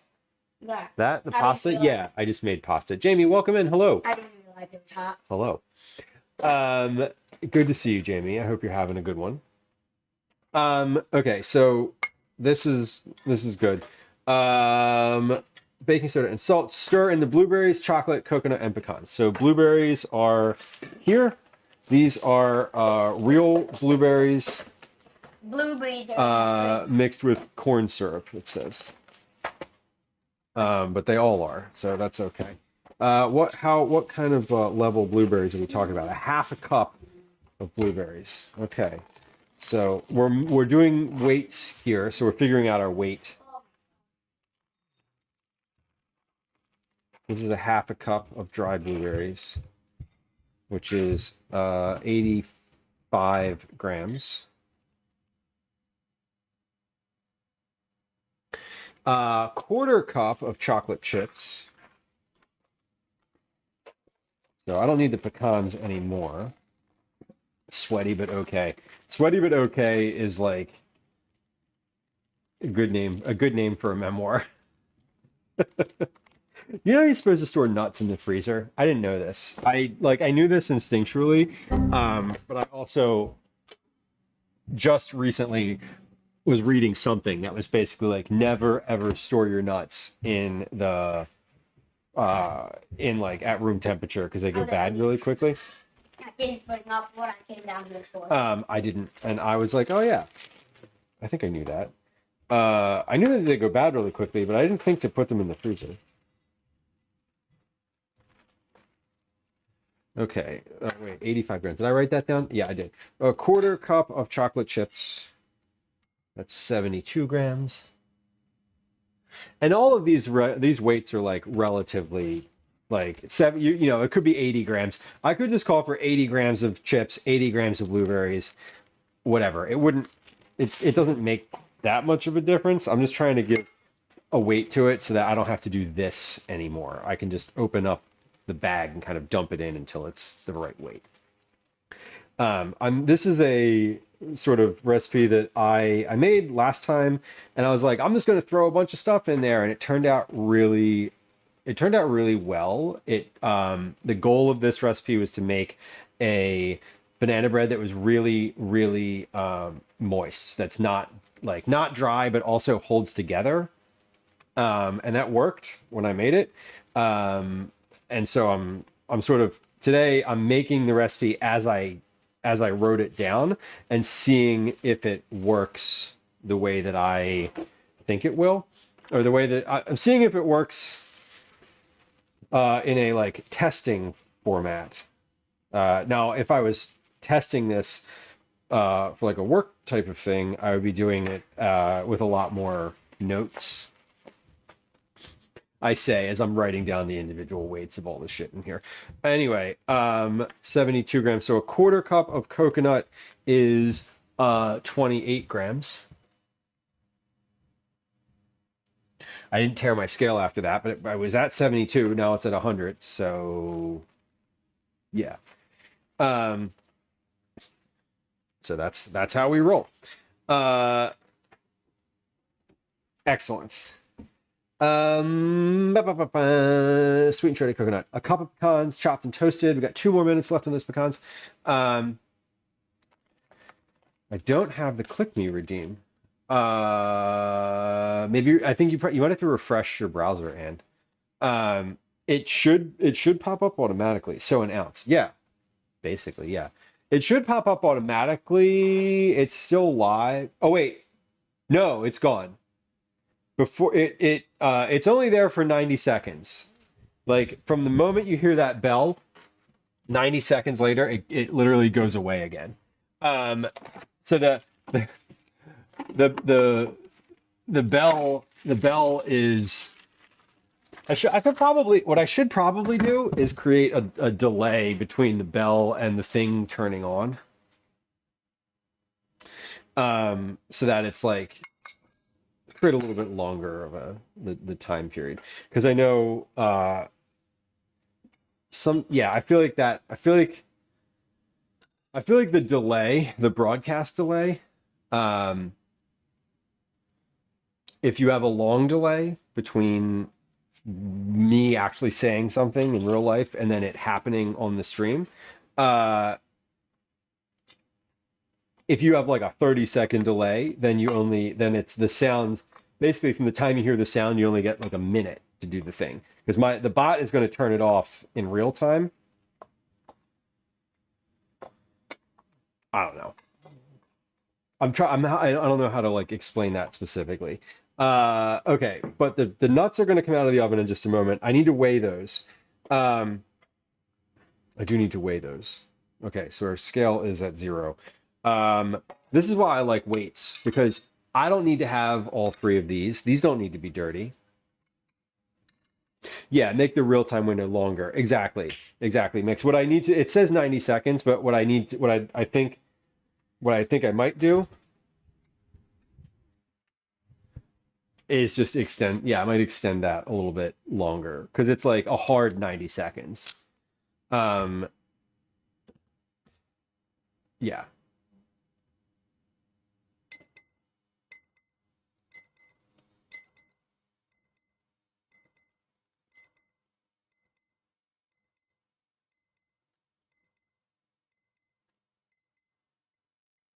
Cool. So I set a reminder for myself in the Discord. Chicken is, well, my thermometer's not on, so that's not helpful. Chicken is at 156, 57, 52, 53. Okay, I'm gonna give the chicken like three more minutes, and then we'll be done. These nuts are definitely finished. I'm just gonna sit these on the counter for just a moment to let them like cool down while I get my wet ingredients together. And then once the wet ingredients are together, everything kind of goes in. I'll open the oven, take the chicken out, and put the bread in. In a large bowl, using a hand mixer or fork, mix the butter until creamy. Okay, so I am going to use this. Oh yeah, that's like room temperature right now. You can tell it's warm in here because that butter is soft. I am going to use the hand mixer for this because I used a fork last time and the texture was good, but I think it came out a little bit chunky and I wanted it to be a little, just a bit smoother and more incorporated than it actually was. So we're going to use an electric mixer this time and see what difference that makes in the process. Oh wait, I don't need that. That's a whisk. Here we go. Okay. So let's use the electric mixer this time. Yeah, we're settling into some of these new things. The Click Me thing is brand new. That's like a week and a half, 2 weeks old. Maybe 3. Could be a month. I don't actually remember. Hold on. I gotta move my extension cord here without. Oh shit! I just unplugged the stream. I didn't unplug the stream. I unplugged. What camera did I unplug? Oh, I didn't actually unplug. Okay, never mind. Something's not going to work later. When I go to do something later and it doesn't work, it's because I just unplugged something by accident. It's probably that camera. Let's check. Nope. Okay, well, never mind.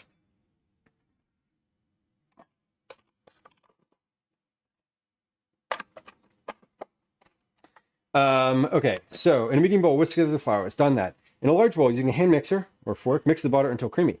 Okay, so we're just gonna give this a little mix.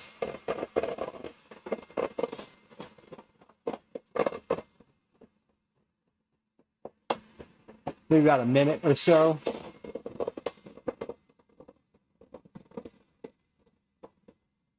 There we go. I'm not creaming this in the sense of like adding sugar to it. I'm just getting it all soft and pliable.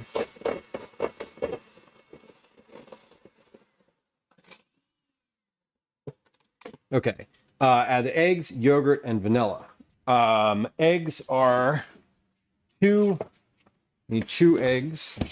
Might have 2 eggs in here. I do. Look at that, 2 eggs. So eggs. 1. Talk about getting a shell in there. That was like a whole half of an egg. That one was easy to pick out though. 1, 2 eggs. Wash my hands.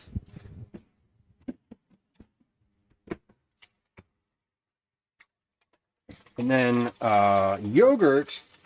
I used full-fat Greek yogurt the last time I made this, but this is annoying, and I think I want to like accommodate this separately somehow in the future. I don't think I want to do that today, but basically, I had half of a container of yogurt the last time, so it calls for 2.5 ounces of Greek yogurt. This container is 5.3 ounces. So that's annoying because because it's literally half of a tiny container of Greek yogurt. But I'm going to go with that today because that's what I did last time. And I know it turned out okay. And I want to replicate what I did last time just to see if it works and see if there's any like inconsistencies to the when I made this last time. I was like, oh, we'll see if it works. So we're just gonna add. Wait, there we go. That's better. 2.5, 2.5 ounces. Tidy Whities, welcome in. Happy Monday. Happy Monday. I'm gonna eat this later. I'll just like pull that out of the fridge and make a little snack out of it. This is recycling. This goes into the recycling bin, and we're gonna mix this until it is what does it say? Mix. Oh, and vanilla. How much vanilla? 1.25 teaspoons of vanilla extract. Okay. So I just put my. Did I do? No, I didn't. Okay. I have my half teaspoon here, so we are gonna measure this time around, as opposed to what I usually do with vanilla, which is just like dump it in and go with it. But I measured it when I was writing the recipe, so let's measure it this time. And we're gonna do our mix until incorporated.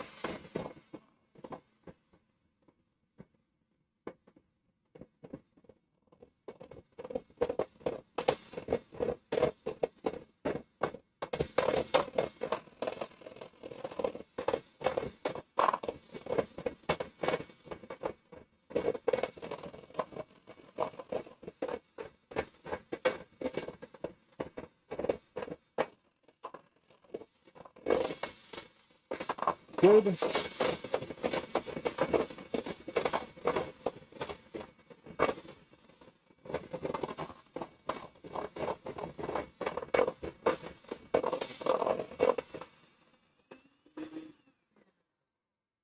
Beautiful. Now we add four bananas into the mix. So I have, let's see, 1, 2, 3, 4, and then I'm going to need one for the top. So I bought these bananas last week because I knew that I would be making banana bread. So they are nicely ripe here. I should get that chicken out of the oven. I know that it's not. I said I was going to put the banana bread in, get the chicken out and put the banana bread in at the same time. The chicken is definitely finished now, so let's just get that out, because what will happen is if I don't get it out, one, it will overcook, and then two, I'll be like, this is too hot, I can't touch it yet. I can't do my next step of my recipe. So we're going to go ahead and just take that out, and that's done. So right now we're on the clock, and I hate having an empty oven. That I'm going to use again later, but it is the case today, and that's okay, and we'll just deal with it. Banana bread is going to go in there, though, and that's going to bake. We're not eating the banana bread today. I will try the banana bread today when it comes out, because I'm going to cut it up. So I will definitely try some of it on stream and see if it kind of lives up to the last version. But the banana bread is not for dinner specifically tonight. What is dinner tonight? I don't know what dinner tonight is, but I need to figure that out, because it is 17:50 right now, and I honestly don't have any idea. So once we've got the banana bread in the oven, we're gonna pause for like just a moment and figure out what dinner is. I think dinner might be pasta salad, which my family's gonna be like, F you. I was thinking about that too, Twinderella breakfast for dinner. I was thinking, like, let me just make egg sandwiches, and we'll call it a day, and that would be fine. Maybe we'll do like egg and cheese sandwiches. I don't know. But we're gonna do it right now. We're gonna keep doing what we're doing here, which is adding bananas into this. So I'm adding 4 bananas into the mix here. When I press these bananas in, I want to leave them kind of chunky. One of my favorite parts about banana bread, any like banana bread that I purchase anywhere, is the versions of it that have like big chunks of banana in them, like big visible chunks of banana. I think for me that is ideal. Which is why I'm going to mix the banana aspect in by hand as opposed to using our mixer. One of the recipes that I have used in the past before calls for putting the bananas into your stand mixer when you're using it and then having it mix in like that. But I prefer to have them as I prefer that they maintain their shape a little bit better. And so we're going to I'm going to mash them in by hand for this recipe. And we're going to use a fork for that. This fork specifically. Oh yeah. No, that sounds delish. I don't have any meat to toss in. I guess I could use chicken. We could do like the chicken life cycle dinner, which is like whole roast chicken pieces plus eggs.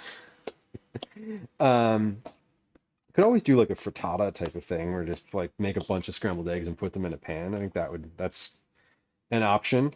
I might. We're gonna make some decisions here. As soon as I get this bread in, is what we're gonna do. I'm pretty sure dinner is going to involve eggs, though, in some capacity. The hard-boiled eggs that I made for Calvin, by the way, were a big hit. He like really enjoyed those, and then he accused me of eating the rest of them at one point, and I was like, nah dude, you ate the rest of them. I like watched you do it. And he was like, oh yeah, okay. You ate the rest of my hard-boiled breakfast eggs. And I was like, no I did not. No I did not.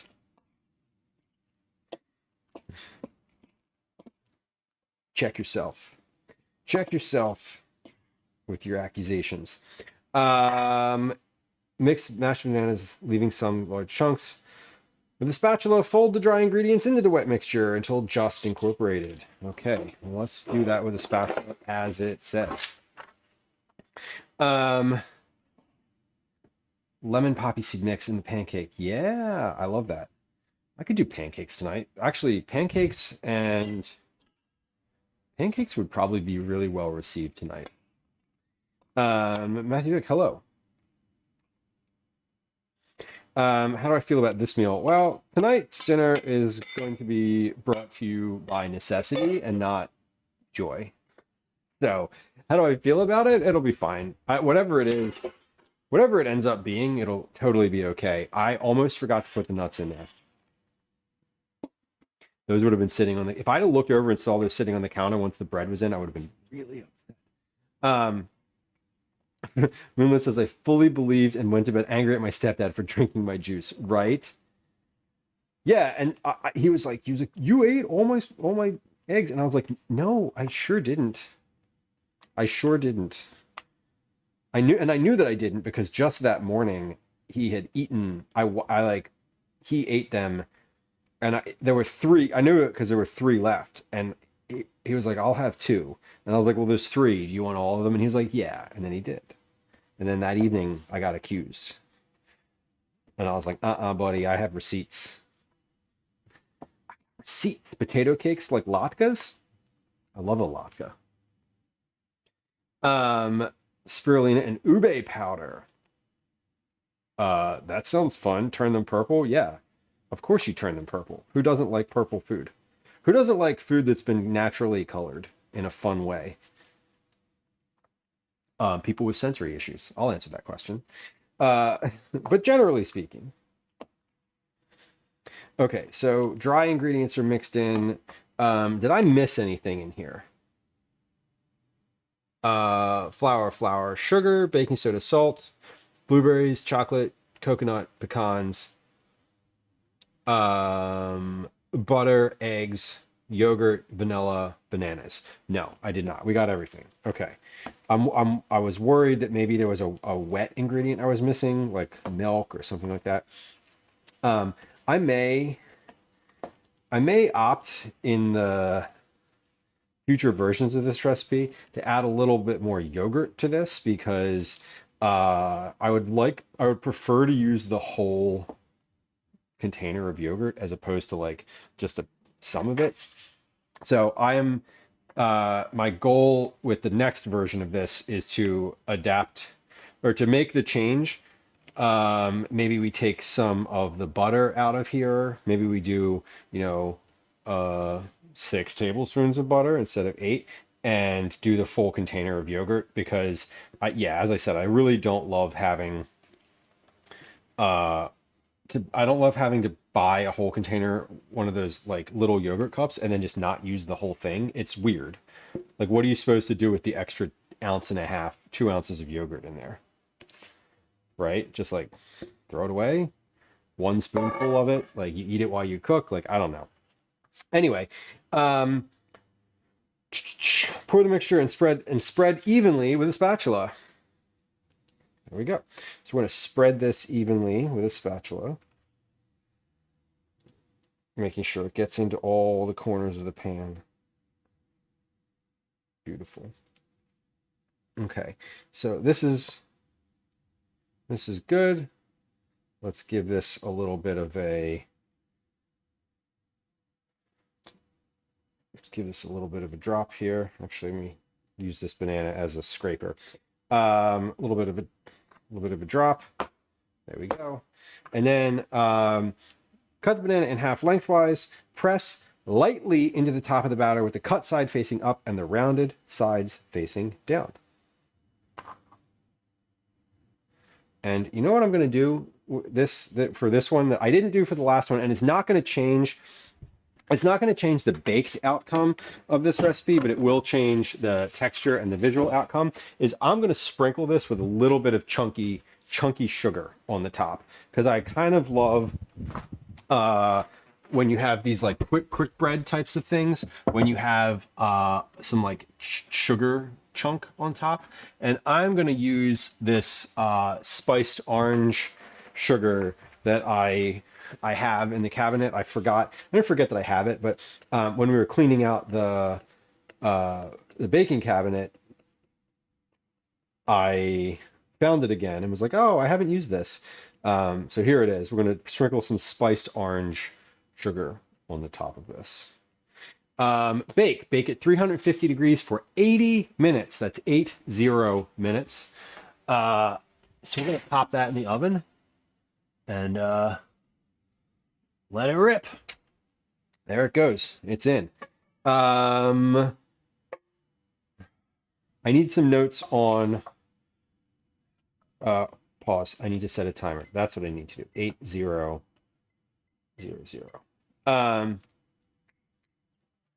What did I do differently? Sprinkle with chunky sugar. What am I need to know what I'm looking for when I take it out of the oven. I'm looking for hold away from side slightly and top is cracked and brown. Cyber, you don't know how you feel about the giant banana situation. The giant bananas kind of caramelize in the when they're cooking. You'll see when they come out. I think they are there's another recipe. I forget. It wasn't for banana bread. It was for something else that I was familiar with that process from, and I know that it works. I know that it's like a good, like you would think that they would kind of burn, but they don't. They just sort of dry up a little bit, and they get really caramel like. The sugar when the moisture evaporates out of them and the sugar concentrates, so they're very sweet at the end and a little bit smaller than they are when they go in. So that's sort of what happens with them. Okay, pause. Let's figure out what dinner is, because I need to do that. Okay, pasta, portion coffee, banana bread. We did. Banana bread is done. Coffee or portion tomorrow. Pasta salad. We need to cut the vegetables and assemble. The other thing that I want to do is slice my bread for my pie iron sandwiches, but we'll get to that in a little bit. The pasta salad is more important to do than that because I can slice the bread at the campsite. I don't need to do that here. That's the thing I'm willing to do on site is slice bread. That's easy. It's easy, and yet people buy sliced bread and love it. So, you know what it is. Carly, hello. Thank you for your resub. I appreciate you. That is that you have been a subscriber for 18 months. Do you know what that means? I bet you know what that means. The bot will tell you. It means that you're guaranteed a cookie club this month, which is super cool. It means that if you're into it, you can get cookies sent to you from me when I do Cookie Club, which might be next week. It might be. We're going to do the drawing on the next stream, and then we'll make the cookies on the stream after that. But summer schedule is wild right now, so I don't know when the actual making is going to happen, but suffice it to say, you get cookies. Thank you for being a subscriber. I appreciate you. 18 months is a long time to be hanging around listening to me blab. So I always forget about them and find them in my mailbox. I kind of love that. Hopefully it's a nice little treat, and they should be pretty good for a while because they're vacuum sealed. So Cyber, they're not too smushy. No, they dry, so they dry out quite a bit, and they're actually pretty nice, I think. Pasta salad, I'm getting these things out because I know that we're using them. Dinner, let's see. We have, oh, had a lot of bread eaten in this house today. I think Gwen had some sandwiches for lunch. So let's see. You know what I've got that I'm gonna throw in? Hey, Callie, for dinner tonight, do you think will you eat one of those breakfast wraps that we had camping? For dinner tonight, how about one of those breakfast wraps that we had camping?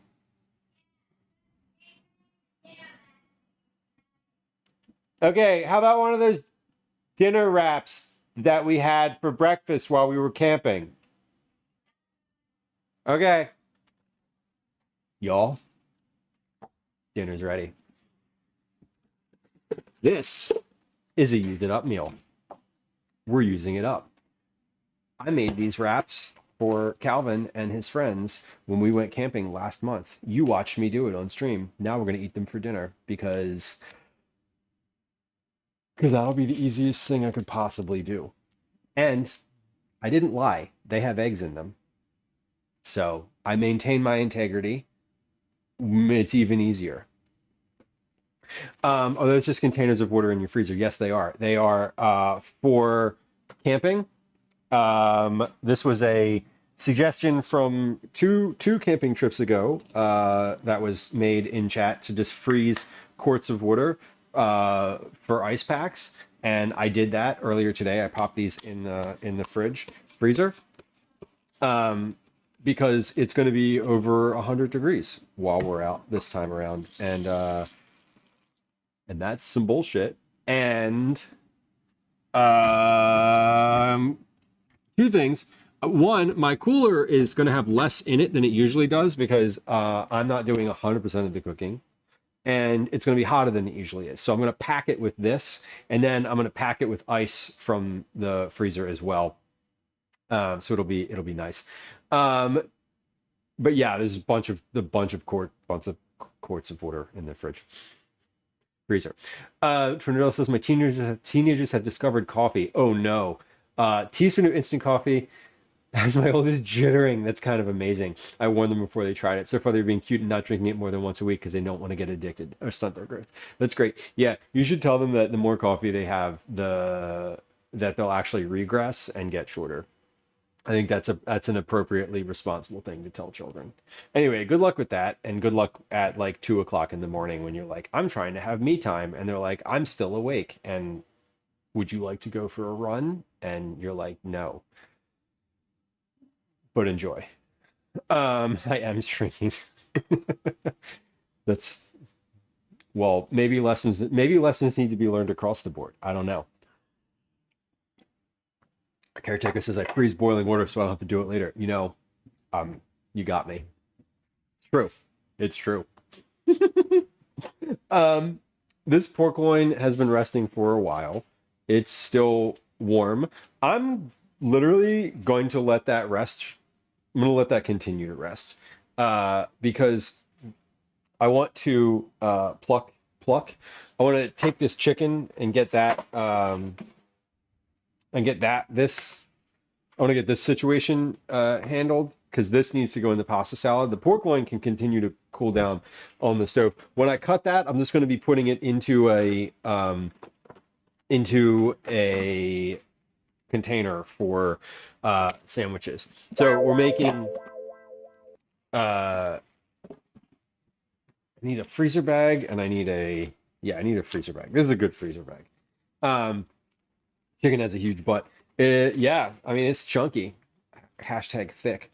I was on a dry cooler system. No loose ice, only ice in containers and frozen things. That's usually what I do, Cyborg. I don't love having my food sitting in in moisture. I will say that towards the end of trips, I will start putting actual ice in the cooler. What's the outcome of the prediction? Well, the chicken cooked. This is ready. The pork loin I took out of the oven. I haven't cut into it yet. It's still sort of just doing its thing. It's resting. I'm going to cut that up in just a bit here. We're going to manage the chicken And then I'll probably cut the vegetables. No, I'll cut the pork first. I guess I'll cut the I'll do the chicken and then we'll cut the pork, and then that will be the end result. So the chicken is going into the pasta salad. What I'm going to do is take all the chicken pieces, take all the meat and put that into a bowl. And then from there, I'll cut some of that up and put it in the pasta salad. And then the rest of it, I'll just put in the refrigerator. This is now my freezer bag. So I've got my like little bits of chicken here. I just washed my hands. So let's see. Is this still too hot to handle? Oh, it's steamy. Yeah, that's probably going to be, yeah, that's too hot for my hands to touch. But let's take it apart and we'll cut the pork loin first. How's that? But I'm putting all of the, I'm going to put the bones in this freezer bag. I'm going to take this, I'm going to pull this apart kind of as much as my hands can handle. From a temperature perspective, yeah, that's yeah, very hot. Okay, that's gonna be it. That's gonna be it. For those, the little wings here are fine, but we're gonna process both the pork and the chicken right now, and then I'll let you know how the prediction turned out ultimately. I think it was fine. Again, the pork is not being served as a standalone dish like this evening for dinner. It's going to be part of pie iron sandwiches. Hey, Callie, can you do something for me? That would be nice and helpful. Can you go to the garage and get one of the pie irons? Yeah, right now would be great, because if you forget and I have to ask again, you'll probably be annoyed at me.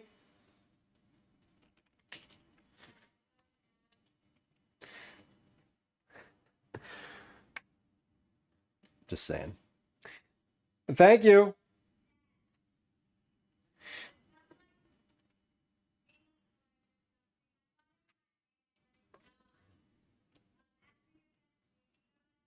Yeah. Yeah. Oh, that is so hot. Okay, we're doing this in phases here. I'm doing this chicken in phases. I was listening to what I know you probably couldn't hear it on stream because he's upstairs, but I'm going to show you what these actual pie irons look like. I realize I've said this word on stream many times and I've never actually like shown you what they look like. Obviously Google is a thing and you could probably look them up if you were interested, but I'm just realizing like I've never actually displayed one of these. Okay, this is very hot. Let me get a knife and I'll actually this would be easier. This would be easier if I had a knife because I can just cut this off. And I don't need to like, I don't need to destroy my hands. My hands are not extremely sensitive to heat anymore. I feel like I can touch things that are a lot hotter than maybe a normal person. Turnella, enjoy your lurk. Thank you for being here. I appreciate you. The lurk time, by the way, for anyone who's listening and lurking, I'm starting to keep track of lurk time, and sometime soon we're gonna put together a way for lurk time to count toward Cookie Club in a meaningful capacity, where if you just leave the stream open on your computer and are lurking but not functionally chatting, whether or not you use the lurk command, you will accrue Cookie Club points. So I've already worked out the methodology of how to gather those points. I don't really know how to make it work from a like lurker perspective. So it's also hard to ask because like, hey, what would work for you? Because if you're looking, you probably don't really want to give feedback or chat, which is totally fine.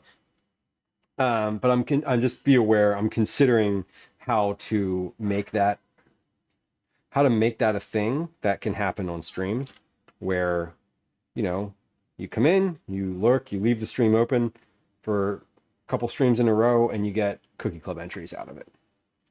Pretty straightforward. I can set that up now. I can do it. I can track the thing, but I can't. I don't know how to tell people and like alert people. Anyway, as I'm working through this chicken, it's getting better and easier to handle. So, yes, please, just one. Do you see them? Okay. Okay. So, Calvin is being a good helper here. I'm gonna toss these burrito situations in the oven. Just leave it over there. Thank you. This here. Anywhere. Yeah. If I know it's in the kitchen, at least it's not, you know, I don't have to go far to get it. Thank you. That was helpful. And I'd forgotten I wanted to do that. I meant to ask you to do that like right after you brought the recipe down. Callie, time check. It is 18:15. What time do you think would be good to eat? How long do you think you'll be? Whenever I'm ready? Because I know you just had some chips and you just had carrots. Like, I don't want to like. Okay, sometime between 7 and 7:30. Okay. Okay. Cool. We're in summer mode right now. Things are a little easier.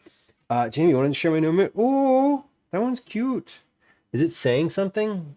Oh, there's no words popping off. I was like, are there words that I can't really see?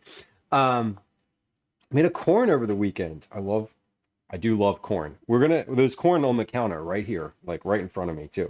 So that's appropriate. What were you making emotes for? What was the motivation? Every once in a while I get in like a design phase and I just do a bunch of stuff.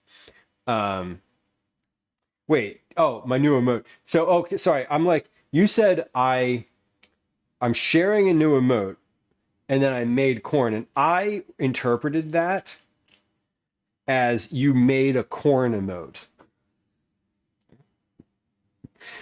Okay. Sorry. We're on the same page now. And then you were like, I love making flavored butter. And I was like, you made a butter emote too? My brain, I was like not computing right away. Anyway, I got you now. Same page. I'm glad that you made corn over the weekend. That's amazing. Tis the season for corn. Oh no, I was the one that was confused in this situation. I'm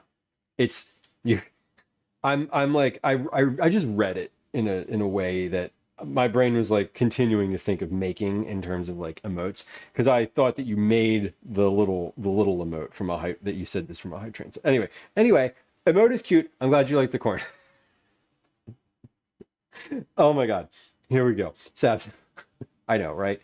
It's sometimes my brain's just like, no, this is what they meant, and my gut is like, wait, Jamie makes emotes?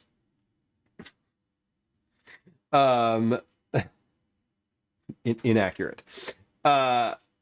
It's fine. We love that. Okay, we're good. All of this chicken has been pulled apart. And now I'm gonna cut some of this up and put it with the pasta salad. I'm just gonna do that with my wet, awful hands right now. Because I washed them before cutting this chicken up, and I have a knife, and we're just gonna keep moving with this chicken. I'm gonna use the chicken breast here, because I prefer the thighs and wings, legs for other stuff.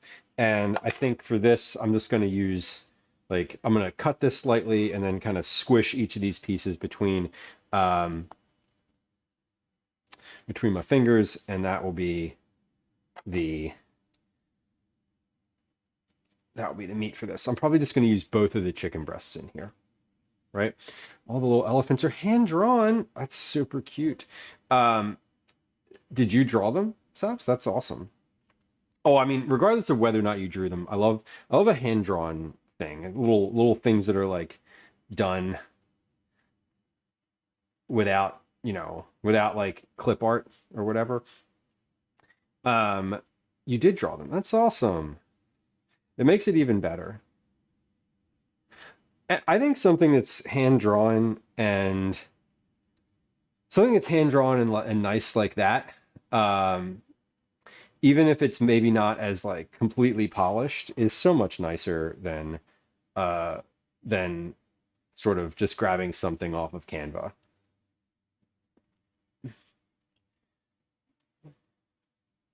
Which I did for some of the like channel point stuff. I recently designed all of the channel point art for this channel. Some of it is like, I made all of it in Canva. I didn't draw it, but some of it I don't know. I didn't use the clip art pieces. I did like, I tried to like manipulate it on my own. The emotes for this channel are also hand drawn, but I did not do them. They are all by one specific artist. I should have a shout out for that person, or I should have a URL, a link in some capacity that like links to their stuff. 9, welcome. Hello. A chef hat and coat. That's cool. I love a theme too. A theme like that is really nice. And stick to kind of one thing. That's why I had one person just do a bunch of emotes for this channel, because I wanted it to be sort of not necessarily uniform, but a similar style. And I know that like if I was trying to draw them, I could draw them, but they would look like I drew them. I'm not much for artistry of that type. Okay, our bread is in the oven. Our chicken is out of the oven and plucked. I'm going to package the chicken, and then we will package it, and then we'll mix this in. I'm going to cut the pork loin after that, and we'll package that. Then we'll have like a cleared off counter for our pasta salad prep. So once the pasta salad is done, we should be relatively close to having the bread finished. And I said that I was going to do weeknight dinner tonight, but what we landed on was that we're going to do some breakfast tacos instead of cooking anything, which makes it a lot easier. Let's not put the popsicles on top of the warm chicken. That's a bad idea. Okay.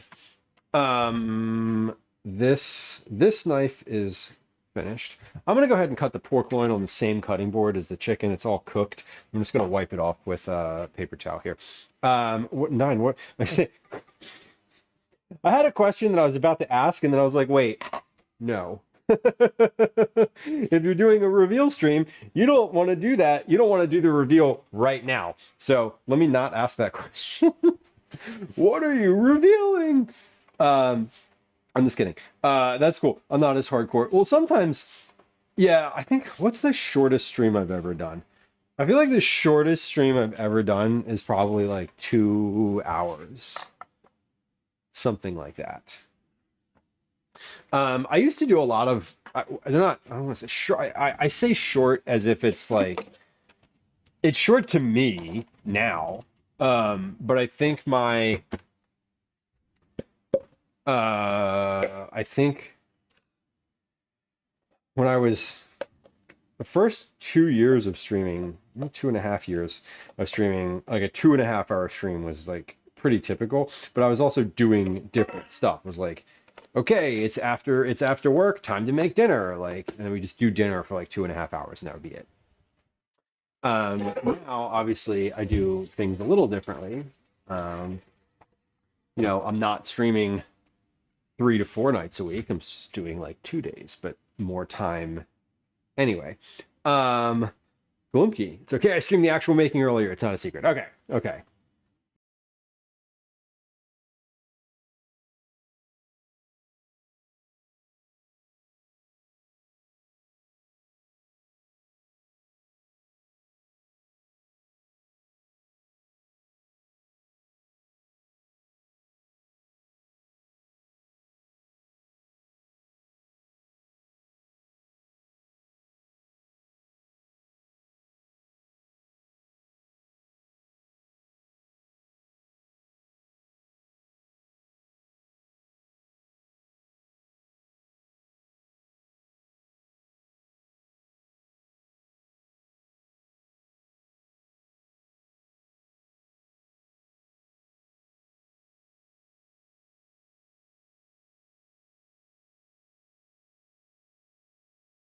Like, why is my mic muted? That was weird. I don't know why that happened. No. We have a kitten on stream. Who are you? Link. Link. Okay. We have a kitten. Gwen's making Link food. Link is a triplet. Link doesn't want to eat wet food. Link only wants bottle and dry food. Link is hungry right now, and Gwen is making Link food.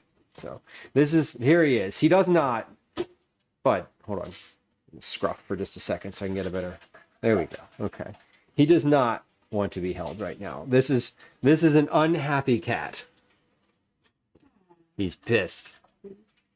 What's all the stuff moving on screen? He's curious. And this is Link. Link is a triplet. There's 2 boys and a girl. There's Link and Ganon, and then Zelda. And he is the last one to really get into the solid foods. Actually, that's Ganon. No, Ganon, Gwen says Ganon is the last one to get into the solid foods. But this is a little Link. Here he is. Hold on. There's this. You want to look at, he's not going to look at the camera because he doesn't know what to look at. I'm trying to tilt him, but there we go. Baby.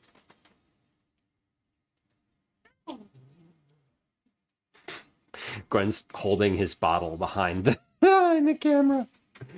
Yeah, he's a babe. All the cats are all the little kittens are super fun. And they're getting along with Pluto and Saturn very well. They're getting along with the big cats very well. So we have a kitty.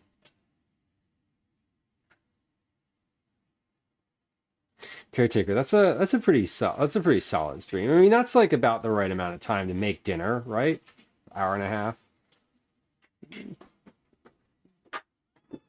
I know, bud. She's coming. He's trying to get back to Gwen. He's considering. Listen, maybe I'll rub my finger in the chicken grease and let you try some, huh? I didn't do that. I'm just petting him. Gwen just gave me a little look of like, please don't. Then they'll have diarrhea. We don't want that. No, but I've been tasked with holding a cat until his food is ready. So currently there are 8 cats in the house. 3 that are like a month old, of which this one is 1. Then we have 2 that are 2 months old, 3 months old. And then our 3 that live here full time, which are a year. Yes. But this is a kitten. He will be up for adoption in a couple weeks. Maybe 2, 3. possibly. He has to get up to a certain weight. They're like boxers. They have to hit a certain weight in order to compete in the adoption competition. But here he is. He's a sweetie. Hold on, we're gonna zoom in on you a little bit more. There we go. There we go. Okay. I'm holding him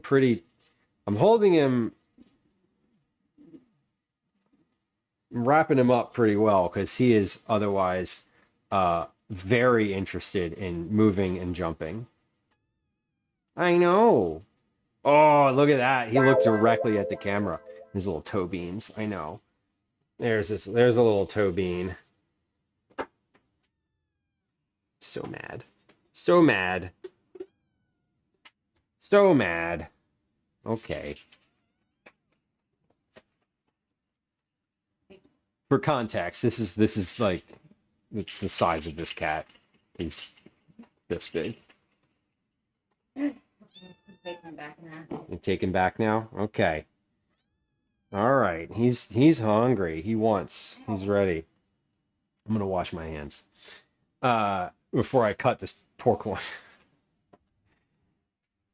Yeah, they'll be up for adoption soon. Pluto and Saturn are getting spayed and neutered tomorrow. So they will be up for adoption end of the week, basically. Once they're like confirmed okay, having like received their surgery they'll be up for adoption at that point. So if you want to adopt some cats, hit me up in the DMs. And we're in Philadelphia, so caretaker, they do grow rapidly. Our cats are just over a year. They're a year and 2 months and are almost at their complete size, I think. Sanook, welcome in. Happy Monday. They're almost at their full size. So I think they are it is neat to watch them grow, for sure. There's Elsie today. Elsie is probably in the basement with Gwen. Probably in the basement, I'm assuming. Probably just sitting on one of the various beds to be sat on down there. She spends a lot of time in the basement. The basement is the cat cave, though. That is where the cats go. It's their primary place of existence. So we have a pork loin here. This is our not for dinner tonight, but this was the pre-seasoned. I bought it just like it is. I plopped it on the pan and put it in the oven situation. So we're going to give this a try. I'm going to cut it rather, and then we'll give it a try. Because this is going to get packaged up. So let me also get like a container for this. Yeah, none of the cats have been around, Liz. Surprisingly enough, their sense of like meat has not really gone off, apparently. Which is fine with me. I don't mind that they're not hanging around. Why is it not for dinner? It's not for dinner. We're doing this so I'm doing like a trip prep, right? And the one of the things that I'm making for that dinner is Cuban sandwiches, which need pork tenderloin. So we're doing this for that purpose. So this is part of the trip prep. I went to try to get tenderloin like pre-cooked or pre-made from Reading Terminal, and they were like, they didn't have it anywhere. They had these, which I ended up purchasing, but they did not have the pre-made, or not pre-made. They didn't have anything for sale that was like just this. So I was like, I'll just buy one. That's fine. And I don't eat a lot of pork. I've never cooked a pork tenderloin before, which is why I was like, I'm gonna buy this like completely seasoned, like ready to go. But this looks good. I mean, it looks, it's cooked all the way. I know it's cooked all the way through, so I'm not particularly like worried about that, so to speak. Okay, but I want to try it now that I've it's gotten out of the oven, it's rested. I want to try a piece of it. I don't eat a lot of pork either. I don't remember the last time I had pork. No, that's not true. Pork sausage, I probably have frequently enough. Mostly I buy turkey sausage, but occasionally we'll get pork. That was really good though.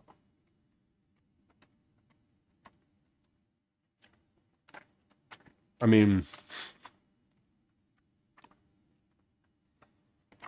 I can see why people eat this. It's delicious.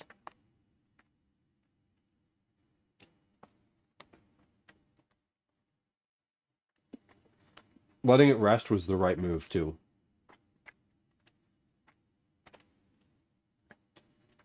Obviously. Liz, I just don't, I find that there's a couple things. Structurally, I think pork is always like, it like, if you don't cook it right, it's dry. I don't love pig. Like, I don't love eating this. I don't know. This is just like a judgmental thing, but the smarter animals, like, it bothers me to eat them. So there's that. I don't know. I just don't. I didn't grow up eating a lot of it. That's just kind of how it is. And it translated into me not cooking a lot of it. And when I was a kid, we did like pork chops every so often, but not anything substantial. No octopus. No, I don't eat octopus. I definitely don't eat octopus. That's a not, yeah, for that, basically for that same reason. I stick to chicken primarily. And it's a weird like reason. I feel like it is kind of a weird reason, but also like, I don't know. I just don't. I don't eat beef because beef, a lot of because that industry is a heavy contributor to like fossil fuel pollution. I think chickens are dumb. Yes, Liz, I would, the inverse of that is that, yeah, I do think chickens are not as bright. Y'all, I eat goldfish like crazy though. You should see it. It's wild. We just keep a big tank in the living room. I'm like a little snack, like pop one out. I'm just kidding. I don't actually do that. For the purposes of this conversation, that was a joke. But this is really good. I'm kind of happy with this. We're going to combine this with some ham. So, more pig. Swiss cheese, like the chunky stone ground mustard, dill pickles, and a soft like challah bread. I'm going to put that in a pie iron, which I had Calvin bring up, and I'll show it to you in just a moment.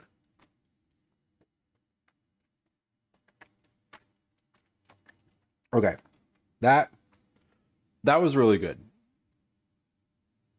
I could be convinced to make that again. Now that I know.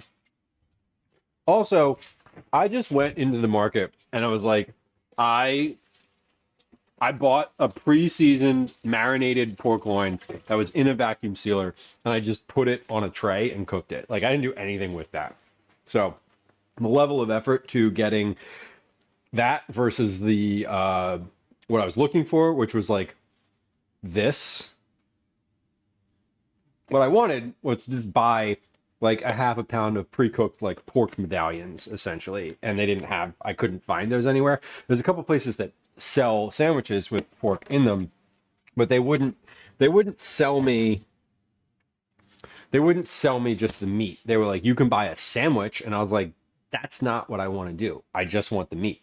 And they're like, we're not going to sell you like the meat that we put in our sandwiches, but it's not that. They're like, we don't even have a way to price that for you. And I was like, I could make up a price, like no problem. That's not a barrier for me. And they were like, no. So no, the answer was no. Lissy, welcome in. Hello. Nice to see you. I hope you had a lovely Monday so far. It's still Monday, and we're getting through it. We're getting through it together. I'm gonna rinse this chef knife off because I want to use it again to cut my vegetables. Yeah, Liz, I've never gotten the marinated one before. I was at the market, and basically like I was at the butcher, and they were like, they had the ones that were pre-rolled but not seasoned or anything. And I was like, oh, those look okay. I'll grab one of those. And then there was that one. There was only one, and it was right next to the thing. And I was like, you know what? That's even easier. And I was like, do you have this cooked? And they were like, no, this is a butcher. We don't know. And I was like, okay. I'll stop asking. Anyway, lesson learned. They don't do You can't get the pork loin cooked, apparently. You have to get it uncooked. Glad to be done with work. I believe you. It is Monday. At least Monday's over, right? What's that? That's a situation I think we can all get behind. Monday being over. Let's turn our attention to this pasta salad. I think we're there. Yeah, I think we're there. What else do I need to do? Hold on. Mango salsa, Matthew. I do love a mango salsa. Mango salsa is probably my favorite salsa. Scratch that. I kind of like corn salsa, but like corn and mango salsa, whew, sold. Absolutely sold. Okay, pork is cooked, chicken's cooked. Pasta salad, we need to cut the veg and assemble, and then take the banana bread out of the oven when it's time for that, which is about 38 minutes from now. Liz, what are we doing for the 4th? Well, we are putting burgers on the grill, and I got some sausages. I got some cheesesteak sausages, which are like sausages stuffed with cheese and caramelized onion and beef. They're beef sausages. So I got those plus some rolls. I got some potato salad and what else did I get? And corn. And we're gonna grill. We're gonna grill. And then in the evening, like basically as soon as it gets dark, are they beef burgers? Yeah, they're beef burgers. So this will be like a big beef day, which is weird, but you know, make it work. The neat thing is in South Philly, there's a bunch of like, basically everyone in South Philly lights fireworks up from their street, and if you go up on my roof, you can see that. You can see it, and it's really kind of neat. So you can also see. If you get all the way up on my roof, you can see the fireworks over the art museum. You can see the fireworks in South Philly. You can see the fireworks along the Delaware River. So we go up basically at like, we take our dinner up there and then eat, and then we'll sit up there and watch fireworks for like a while. Is it a private roof? Yeah, it's just the roof of the house. Yeah. We don't go up there really, like we don't go up there very often, but it's a nice for the 4th, it's worth like getting up and doing the thing. It is a great night. It's really fun. We've been doing that for years and years. And yeah, the animals are always crazy. What do the fireworks scare the cats? I don't actually know. Last year the cats were kind of too young to really care. It was they were born in April. Fireworks were in July, obviously. They didn't really care. last year. I'm curious to see how they may react this year, but I don't think so. Because very honestly, people set off fireworks in the city all the time. It's not abnormal to hear like a loud boom outside of your house and be like, oh, our neighbor's just setting fireworks off in the street, like literally in the street. That happens, and I haven't seen them react, really. I haven't noticed anything. So, but yeah, fireworks aren't great. They're great for people. I remember one year we were up there, and my neighbor, like a couple houses down, was setting off fireworks from their roof, like with a mortar, like one of those, like, they were like big fireworks, like really loud ones. And I was like, y'all, you're gonna light your roof on fire. This is insane. Like, what are you doing up here? It was kind of wild. The golf courses near us are doing fireworks for Canada Day on Wednesday. Excellent. I love that. I remember when I was a kid and being in like a suburb area, going to like the big fireworks display at like the town high school, and that was always kind of fun. We could go to some different places in the city and do more like where they have fireworks and we could see them a little better. But honestly, I really love just being able to see like a whole bunch of different fireworks, like just popping off. And the ones that I say that are in South Philly, the ones along the Delaware and the ones along over the Art Museum are professional fireworks. Those are like big show, you know, really high up, like all the fancy stuff. And this year is going to be absolutely bonkers because it's the 250th anniversary of the United States, and Philadelphia is where the Declaration of Independence was signed. So we're kind of they're going all out. They're going all out.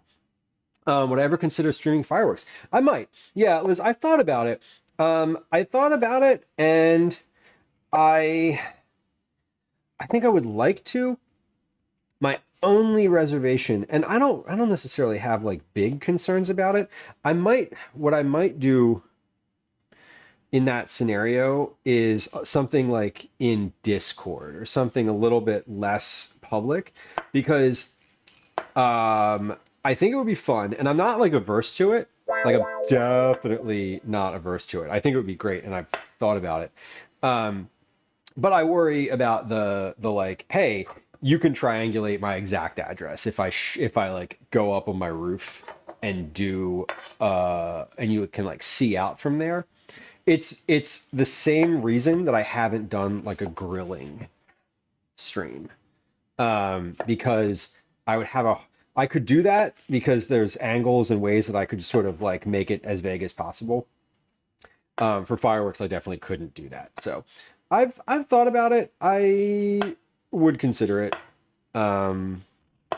Matthew says, so that's a no. Yeah, I think it's a no for this moment because I just haven't really considered like the implications of that.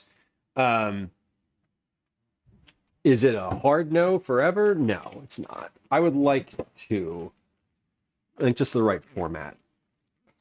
Shawarma, hello. How do them legs feel this afternoon? Tatu, they feel good. They feel fine. I had a little bit earlier today where I was like, ooh, that's spicy.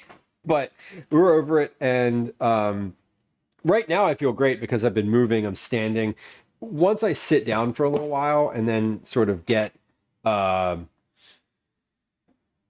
rested, then that doesn't feel so great. Then I'm like, oh, like I was sitting down earlier today for like, an hour straight, which I know y'all are like, oh, come on, Lou. But like, I don't really sit down for that long very often. It's very rare. I only sit down for more than an hour, like maybe once a day. I don't know. Most of the people who watch don't live anywhere close. No, that's true. That is true. I'm not particularly I guess I'm not like super concerned about it, but it's one of those things where I'm like, you can, if I'm like, hey, this is like out the front of my house, like you can see my neighbor's address, you know what I mean? Gets a plane ticket, right? And I'm not like hiding. I don't particularly hide like my identity, but I also don't I don't like throw it out there. Does that make sense? I'm not like, hey, this is me. But like, I don't know.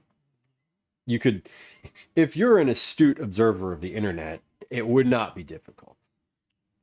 Yeah, exactly, Liz. I'm like, better to just be cautious about it if I don't really need to do the thing. Caretaker, enjoy the rest of your day too. Happy Monday. Go Canada, indeed. Good rest of your week if I don't catch you. Thanks for saying hi. Thanks for hanging out and stopping through. Right now I'm just cutting up stuff for pasta salad. That's the scenario in this moment. We're gonna do a couple mixed vegetables here. I've got some carrots. I've got broccoli, florets. I'm gonna just kind of break these up a little bit. I have corn. I just dumped some like fresh corn in here. I didn't cook it. Nothing wild. So, who's gonna actually do anything dangerous? Lots of people, Matthew. There is a large precedent and history of that happening to any size streamer. I personally know other food and drink streamers who are friends of this stream and friends of this channel who have been doxxed and had the cops called to their house multiple times, who have, and I don't mean this, I'm not tooting my own horn on this, but who have less viewers than this channel has. Like, it's just fun. People just make a hobby and a fun little, they think it's like fun, I know I can tell you very directly that like my family, I've talked about it with both Gwen and Calvin. What happens if that happens? Like, what do you do? And we have an understanding of what that means. I'm not going to share that because it's like having an emergency escape plan in your house if there's a fire. It's the same thing. We have a known risk. Right.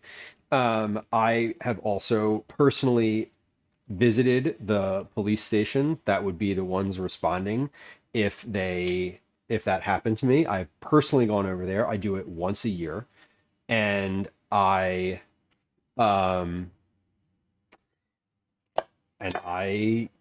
talk to them all about it. Matthew, I want to say that I don't need you gaslighting me right now into thinking that this is not an actual issue. I don't like the argument that you're trying to make, and I don't appreciate it. So you can listen and believe, or you can not contribute to this aspect of the conversation. And I want to invite you to listen and believe, or stop contributing to something that you're not aware of. So that's what I will say about that. And that's about as stern as I get. And then after that, after that, we do some timing out. Do I know about having a card on the door stating the number of pets? Yes. And we don't have that, Cyborg. I wish we did. I feel like we should. Can you, if there's a fire here, there is a literal basement full of cats. Please, please advise. But yeah, doxing's a real issue. And it really is a waste of resources for people to have to respond to. It's not a fun thing to have to deal with. And it's not a fun thing to have anxiety over anticipating every time you hit go live, which I do. We've been on stream before and had I've been on stream before in an IRL stream where someone came up to me and was like, hey, I was just watching you live. And I'm like, oh, that's weird for me. That's a really weird thing for me to have to manage in this moment emotionally. I don't love that. Which is why one of the rules of the channel is like, hey, if I'm doing an IRL stream, like, please ask before you just come and say hi to me. But, you know, the people that do that haven't read any of those rules, so it's a thing. Where is my vegetable peeler? It's somewhere in here. I don't use it very often, so I don't know where it is. There it is. It's literally all the way in the back. 3 cats inside. Yeah, that's Cyber. I think we need that. We definitely need that. I don't have that. I've seen them. I mean, I see them all the time. It's definitely a thing, a real thing. Hard to update it every time. Yeah, it basically what I think of this. Our sticker would just be like, please go to the basement and get all of the cats you can grab. Like, everyone else is fine. Please go to the basement and get the cats. Right. Please save the menagerie. Yeah. Yeah. Drama. Yeah. Gwen is the cat fosterer. She's got right now we've got 2 that are getting spayed, one spayed, one neutered tomorrow, and then they'll be ready to go. The other 3 will be be getting spayed and neutered like 2 weeks from now, and they'll be ready to go.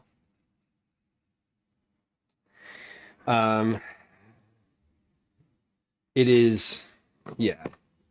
I think it's normal to be, Matthew, I'm going to take that at face value and say it's normal to be prepared.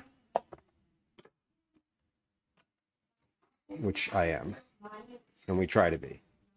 We try to be. Yeah,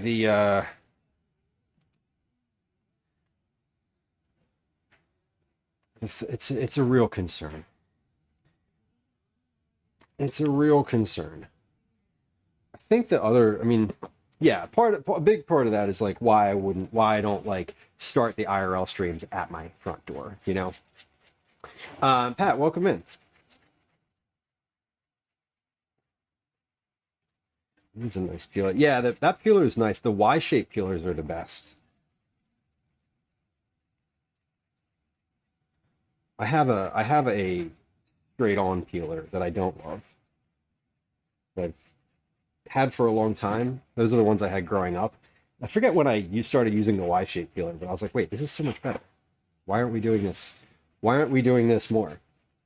It's not really vintage. I mean, we have they're still, I think to me, I see them more often now, now that I have one of my own and I'm like looking for them.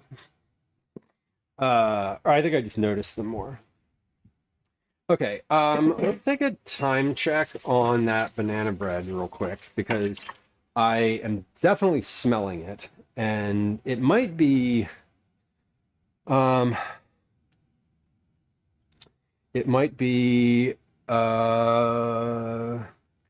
to get ready. It's been 58 minutes. 58 minutes. Yeah, we're plump here, but it still needs some baking time. I can see some like liquid in there. If you're not paranoid about it, then why stream at all? Well, I'm not paranoid. I think I am not, I would describe it as not unaware. I'm not oblivious to the risk, and I'm prepared for the potential. So paranoid is not the word I would use. It's like, hey, you might get attacked by a bear. Why go hiking? Well, because it's fun. Yeah, but the bears. Right. Well, there's always going to be bears. Did you bring bear spray? Do you know how to deal with a bear when they arrive or approach you? Do you know what to do when you're in a group versus being alone? Like, yeah, you prepare yourself. So to me, it's the same thing. You know? When you're in a group, you run faster than the other person. That's how you deal with the bear. But I think to the point, it's just paranoid is not the word I would use. prepared. I'm prepared. Vigilant, maybe, is a better word, a good word for that situation. So we're going to do, we have carrot, broccoli, chicken, corn, shallots. And then, what else? What are we doing? Liz says, what's for dinner tonight? Dinner tonight is going to be these breakfast wraps that I made for camping a little while ago. I'm going to pop those in the oven here in just a few minutes. I'm trying not to open the oven while the bread is in there, but I'm going to in a minute here. They've been out on the counter. So these, like literally these breakfast wraps, I'm just going to pop them in the oven. I made them on stream a couple, maybe like a month ago, before our last camping trip with some of Calvin's friends. These are just the ones that I didn't take on the trip. They've been in the freezer since then, and I was like, hey, what about having these for dinner? And he was like, okay. So that's what we're doing. It'll be pretty easy. I was thinking of just like egg sandwiches, but we don't have enough bread in the fridge to make egg sandwiches, so I had to pivot from that. I still ride the bus. Yeah. I mean, that example's that example's an extreme one, but it tracks in the same way of like, yeah, things might happen on public transit. Things might happen on the subway, but like, what do you do if you feel like you're in danger in the subway? You take these 3 actions, and it mitigates 90% of that risk.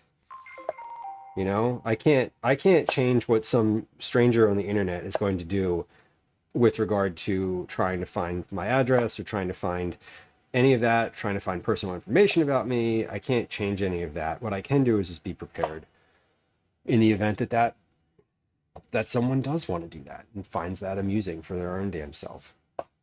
Joe, welcome in. Nice to see you. Hope you're having a good one. We're making some pasta salad right now. We're doing a little bit of prep for a camping trip. This is my friend's camping trip, so it's not a this is not a like 7 fifth graders all yelling at me camping trip. This is the like adults who I'm friends with and no children situation. So a little different than the usual trips, but the same, very similar menu. This time I was a little bit inspired by some conversations we've been having in chat around our like menus and meal planning and all that. We were talking about pie irons a bunch recently, and I decided that I wanted to do like an all pie iron dinner this time around. So I have basically 2 pressed style sandwiches that we're doing. One is a version of a Reuben. So I have rye bread, corned beef, Swiss cheese, sauerkraut, Thousand Island dressing, and on rye. I said that. And then the other one is a Cuban sandwich. So we're using a soft challah bread for that. Ham, pork tenderloin, which I made on stream today and packaged up already. Swiss cheese, mustard, pickles, and all of that is going to go into basically a sandwich press that you then put into the fire, and you cook it for like 60 seconds aside. It's really not complicated. What else could go in this pasta salad? I think that's actually pretty good. I got hold on, there they are. I knew they were around somewhere. I got grape tomatoes for this, so we're just gonna literally put these in here. I'm not cutting them because I think they're fine as they are. They don't need to be cut. And then the other thing I got for this is also an easy addition, these little mozzarella pearls. These are the Belgioso little ones versions. They're like the teeny tiny mozzarella pearls. These are my favorite for salad because they are, like I said, teeny tiny. And we're just gonna kind of squeeze those in. Those will get broken up as I stir this, and if they don't, I'll just hit them with a spoon separately. Okay, let me wash my hands and we'll stir this and incorporate. Then I'm gonna make a little like sauce for this. It's gonna be some sort of olive oil and vinegar. I usually put pesto in here, but this time around I'm not. The reason I'm not using pesto is I forgot to buy it. So I don't have it to use, so I don't have it to put in. So we're gonna buy it. We're not gonna buy it. I'm not going to make it either because I don't have anything to make pesto with. Time out. Do I have pesto in my cabinet? Do I have any type of sauce that would be good or any type of thing that would be good like this? No, I do not. Okay. So we're going to continue down the path that I'm working towards. Let me put these little breakfast wraps in the oven now. I'm going to open this up again. I'm going to, let me temp the bread and see if this is at a good spot yet. What do I need? I need a plastic knife for that. We're just gonna like push this in, and if this comes out with a bunch of raw batter on it, we know we're not ready yet. This has been in there for 65 minutes. The bread has. It looks really good. Appearance-wise, it looks great. Knife is coming out with some batter on it, so we're just gonna leave that. I'm going to continue to leave that in there and put these wraps in instead. So just a little bit of batter on here.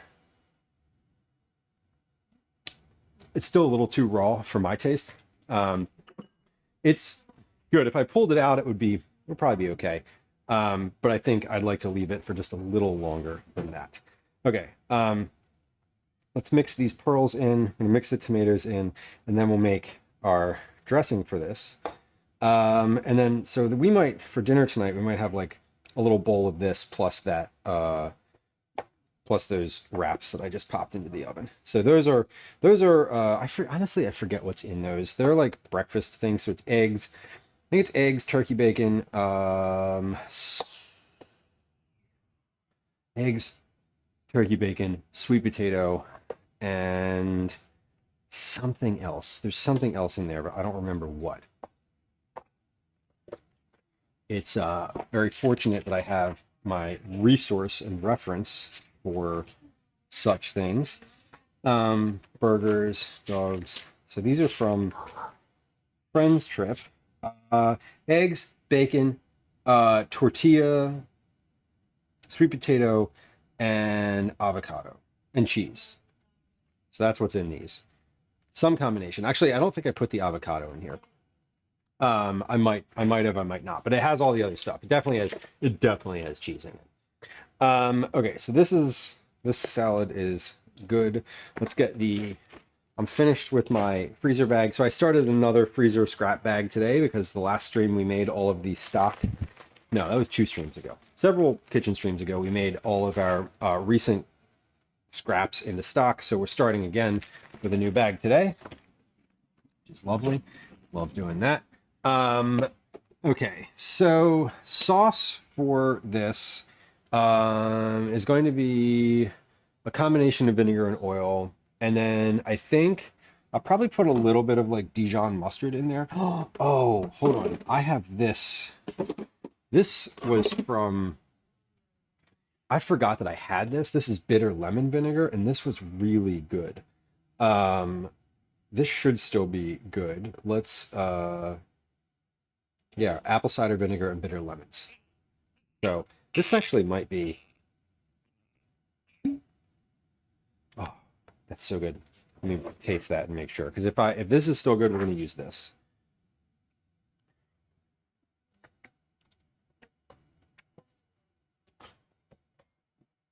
We're going to use a little bit of that. Oof, that hit the back of my eyeballs. Whoa, that is genuinely bitter. Okay, good. Good, and a lot. Let's start with olive oil.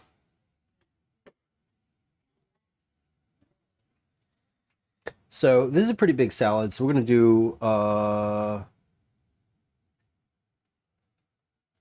not doing this by weight. I should have done this by weight. That's okay. I didn't.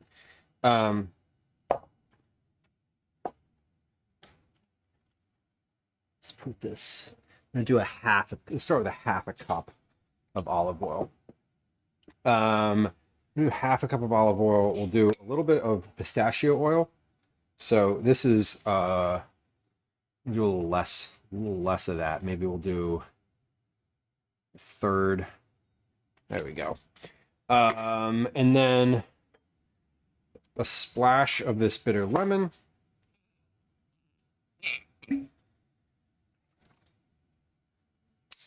A splash of this white wine. This is white wine vinegar. Oh, that has a little limiter on there. I was like, why is it not coming up? And then stir that together. Add a little bit of salt to this. I want to add a little salt to my salad too, before I mix this in, because this has a lot of raw vegetables in it. The chicken was salted, and then I salted the pasta water for the orzo, but the broccoli, the tomatoes, the carrots, the corn are not. The cheese is. That's salty. We're gonna add a little salt to this as well. So I don't want the salt to only be coming from the dressing.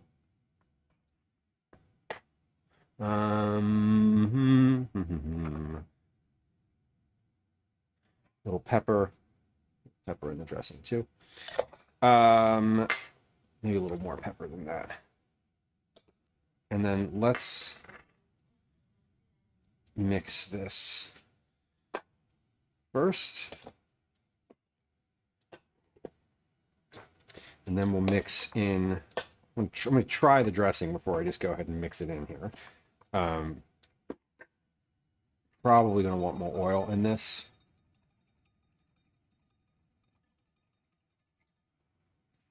What is this going to need?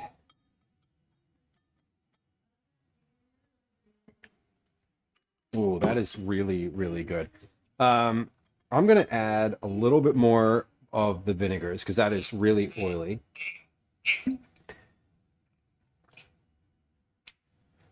And I might add a little bit of, I'm just going to add a little rice vinegar. I got it out, but I don't know if we're going to end up doing that. So this is about a cup. This is about a cup worth of liquid here, 8 ounces.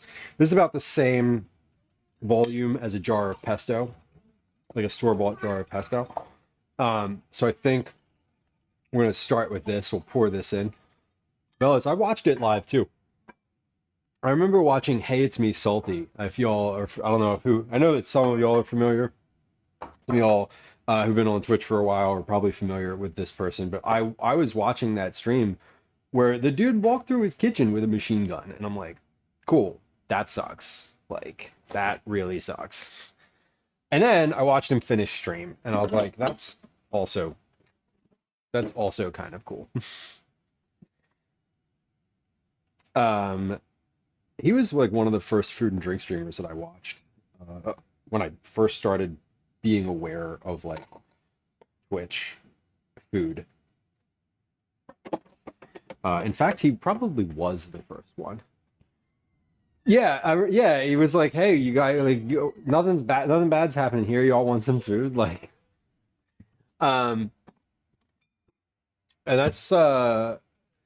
I mean, I feel like that's Kanara, Miss Ruby. I didn't see the Kanara or Miss Ruby one. I mean, I saw like the aftermath of it. Yeah, varying sizes, exactly. That was sort of the thing. I mean, all of those folks are partners in this in the sense of like that sense, but like you know, I'm not like trying to toot my own horn, but it's like, hey, we're you know, roughly the same size as a lot of those streams I was watching when it happened. So that's how it is, you know. Yeah. Well, I mean, I don't want to speak for Salty, but he seems to be okay. in the sense of like seeing someone parasocially, you know. I think I still see things from him on a regular basis, not on Twitch, and things seem to be okay. Fudge Darling, I'm honored to be your first food stream. There's lots of people out here who do food. Actually, there's not a lot of people out here. Lots is relative. I think it's the biggest world for me on Twitch because it's like mostly what I watch. You know what I mean? Yeah, Matthew, but I don't. That's I don't love that idea, and I don't think that that's a good solution to like swatting. It's not like that's not the appropriate reaction to swatting. Yeah, Liz, exactly. I think, you know, what happens is I see, you know, we see people like stream and then drop off, and then it's like, oh, I wonder what happened to them. It's like, well, they're living their life, you know what I mean? They're just doing things in life in general. I think it's interesting when people pop up. I've seen this like one or two times. Oh, you don't see Audrey. Audrey streams on Kick now. She does a lot on Kick. Similar it's the same stream. Audrey does, yeah, she does a lot more on Kick now. Yeah, Liz, I'm all right. I like have an account there. It's the same name. Like, not a surprise.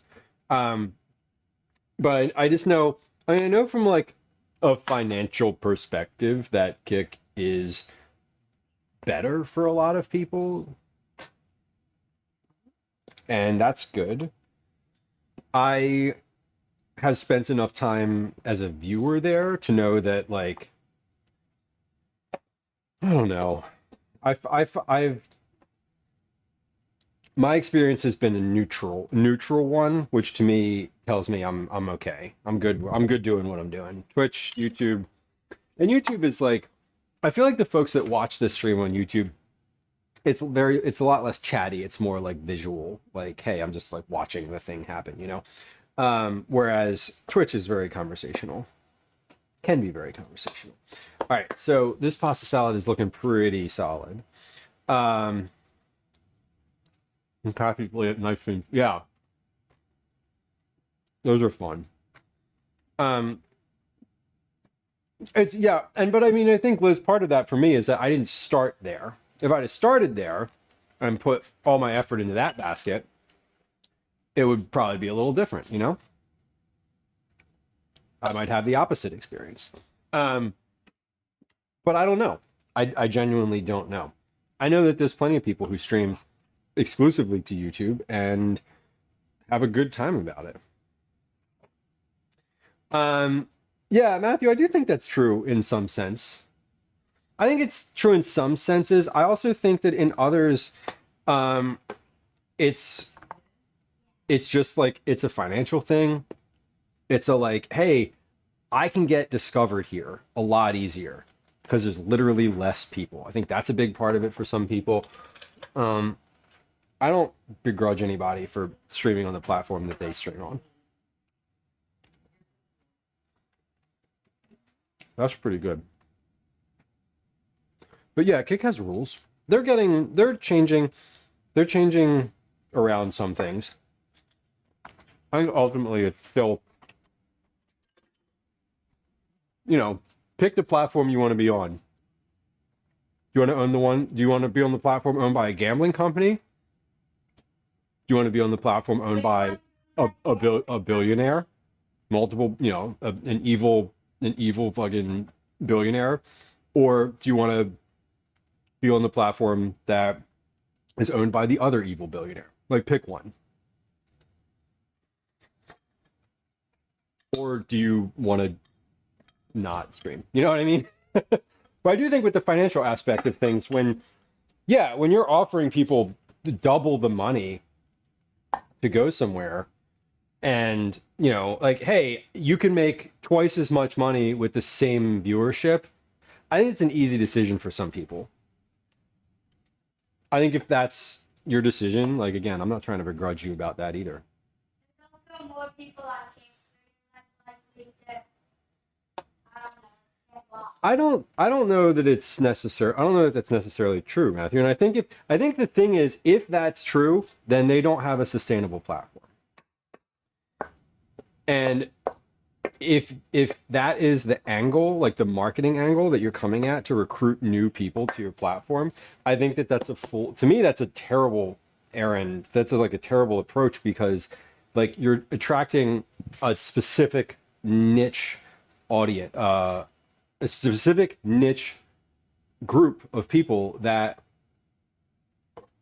all have this similar, if everybody's grinding their axe in the same direction, you're going to have content that's the same, and you're going to have viewers that are the same. And that's not good. Like, the diversity is what you need. And if you end up marketing yourself to a very narrow group of people, and you approach it from the perspective of like, come here because we're not someone else, that's like, you need to differentiate yourself separately in a way that makes it that like you're the story, right? You don't want to make Twitch the story. That is my perspective about it. Like, if all you're saying is we're not Twitch and we don't have our rules and finances are different, you're going to fail eventually. Like, because that's not a great selling point.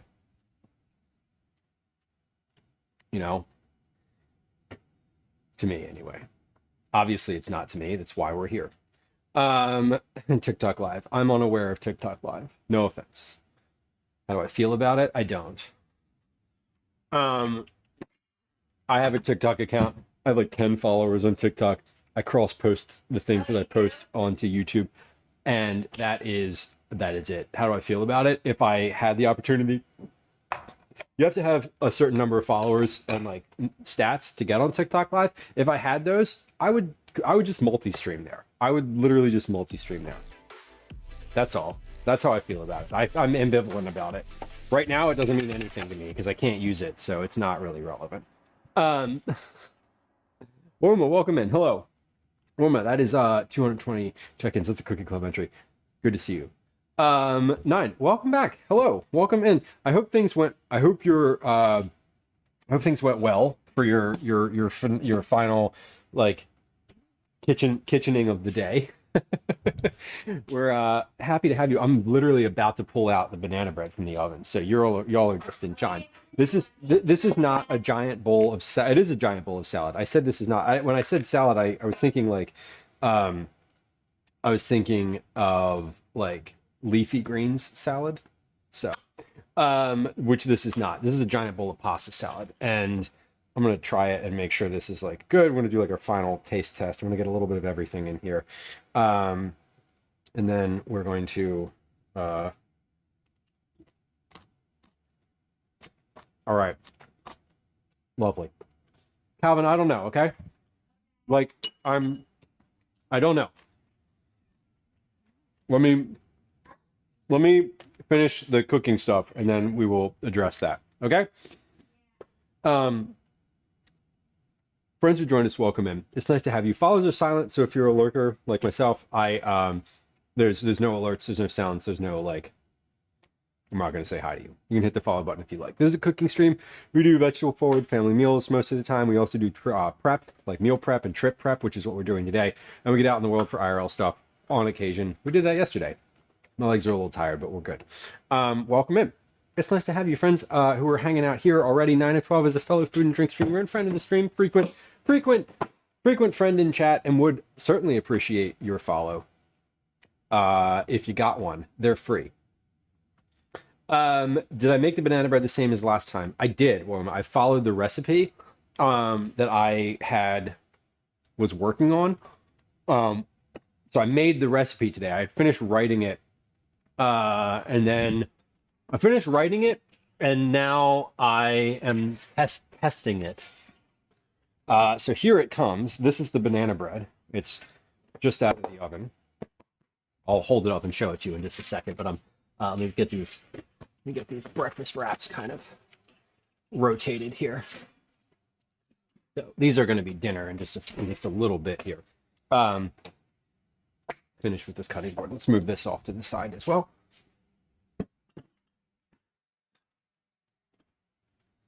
This can go, and this can go. And we're going to package up, while that banana bread cools for just a few moments, we're going to package up this pasta salad into a bunch of different containers. So this is our banana bread. So if you were like, hey, what do the bananas look like after you take them out of the oven? Here's what they look like. Here's your banana bread situation. They're a little bit caramelized. They have sugar on top of them, so they're a little dark. They're not burnt. That's burnt sugar on the top of them. But they really settled into the bread. The bread rose nicely, so you can see it's sort of like it's got a little loft to it. And this looks nice. I'm very happy with the way that the look of the way that this loaf turned out. And now we're gonna turn the oven off because it's hot in here. 9, you maybe want to visit Philly. That is a compliment, and I will take it. Thank you. I love that. I appreciate that if someone's watching on an IRL and they're like, "Oh, this looks nice." Like that's kind of the point. It's not the point necessarily, but it is a really nice outcome of that being out in the world. And for me, what I enjoy showing about Philly is that it's walkable, that it's beautiful, that the people are not throwing batteries at you, which is a thing that people say about Philly, which is not true. It could be true, but I don't know anyone specifically that carries batteries around with them to be prepared for that. So anyway, that's a weird segue. 1, 2, 3, 4, 5, 6. But yeah, Philly is nice. Philly's a nice little city. I'm very happy to live here. I'm happy with this scenario. There was a situation in one of the Eagles games back in the 80s where people at the stadium were unhappy with the way that the team was performing and threw batteries at like the Santa Claus that was like in the stadium. And that's where that comes from. It's not a regular thing. We don't do that regularly. And also, like, we don't do that anymore. We've changed. But that was a real thing. It really did happen. They're also in the basement of the old stadium where the Eagles used to play was a jail and a judge. And if you acted up during games, they would literally like throw you in the jail in the basement of the stadium and then like sentence you to something. Like a literal judge was there. So that was fun. Jamie says, what's in the salad? The salad has chicken. It's orzo, chicken, mozzarella pearls, broccoli, carrot, grape tomato, corn, raw corn, fresh corn, shallot, and then the dressing is olive oil, bitter lemon vinegar, and pistachio, olive oil, pistachio oil, bitter lemon vinegar, and a little bit of rice vinegar, and white wine vinegar. So salt, obviously salt and pepper. As well. So I'm portioning out basically this is like a lunch portion. So I'm just scooping this into pint containers, and instead of having like one big container of this, like everyone can just have their own little container. Let's pull it out of the cooler. The other thing with portioning it like this is that if we choose to like go on a hike or do something like that, it doesn't need to be repackaged. You just take it and put it in your backpack. Make sure you bring a fork or eat it with your hands. I don't really care. or a spoon or whatever. Bring a utensil. Eat it that way. It is good. Hopefully it's pretty good. I mean, I think it's pretty good. I was enjoying it while I was eating it. The dressing also has a little bit of Dijon mustard in it as an emulsifier. Not really a lot and not really enough to necessarily remark on, but it's there. It's there, and if you're allergic to mustard, you'd sure notice it. Packaging these. So these are the individual ones that I'm going to take with me. And then the rest of what's in there, I'm going to put into a big container. And then that can be used for either Calvin's lunch or snacks or whatever. I'll eat it over the weekend if no one else eats it, because I like it. So I don't really care about that either. Let me get my big container. Here's a big... I wonder if this will all fit in here. Yeah, I think this will just about fit. So let's get the rest of this into here. And I may see if we want a little bit of this, just like a little teeny bowl for dinner tonight as well, while it's still like super fresh. But we're going to have these breakfast wraps for dinner regardless. So that's the move. Put that in the sink. And then this is the rest of this. Scrape out and put in here. Like most of my camping pasta salads, this one is just made up. There's no measurements or volume. I mean, if we wanted to, like, if you wanted me to give you a specific like amount of things, I use like one package of everything. 20 ounces of orzo, a head of broccoli, one dry U.S. dry pint of grape tomatoes, 2 ears of corn, 2 large carrots, 1 shallot. Easy, right? Like, not complicated. I really detest recipes that don't use all of something. That annoys me so much when it's just like, when you're like, I'm gonna use like half of a container of something. You buy like a small jar of something and it uses half of it. I'm like, just use, I don't know, double it. Just double it. Make double, and that way you're not, I don't have like half a jar of something sitting in my refrigerator. That I find frustrating. I don't think I'm the only one who finds that type of thing frustrating, but certainly I find it particularly frustrating from as someone who like also writes recipes. I'm like, why can't we just use all of this? Like, I'm annoyed at myself today because I used a half a container of Greek yogurt, and I know why I did that, because I was following what I did last time, and last time I had leftover Greek yogurt, which is why I only used that much of it. So I'm going to see how this bread turned out, and then if it turned out pretty well, I'm going to sort of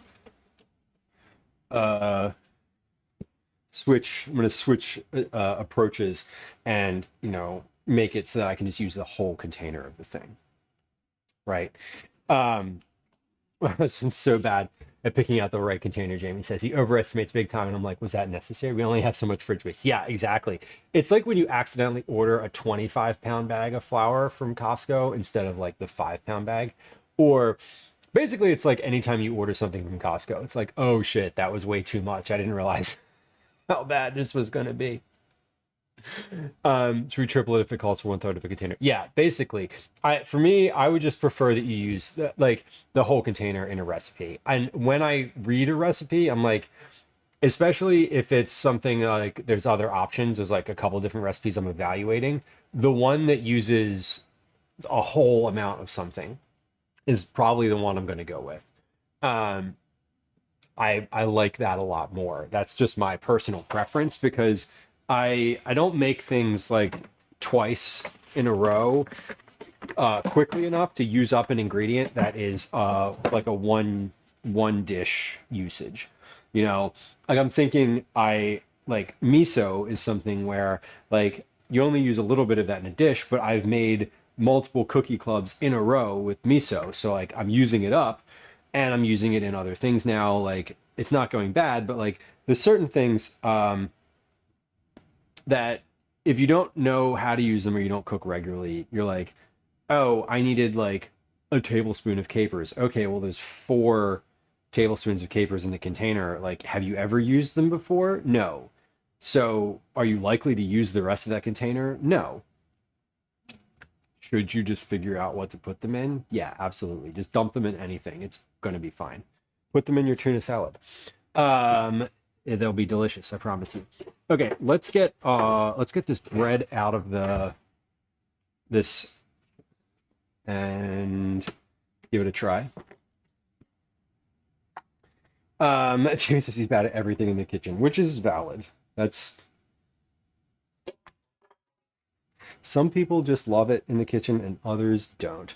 Cyrus says, what recipe uses a whole jar of capers? None. This is true. This is true. Probably not the best example if I'm being self-aware. None. A whole jar of capers is too much for basically anything. Point taken. Point taken. All right, this is the banana bread as it is currently. Let's cut a little bit of this. I'm gonna let this sit for a little while longer to cool down to like room temp before I cut the rest of it, but I want to see what this looks like inside now. So this is, whoa, hold on.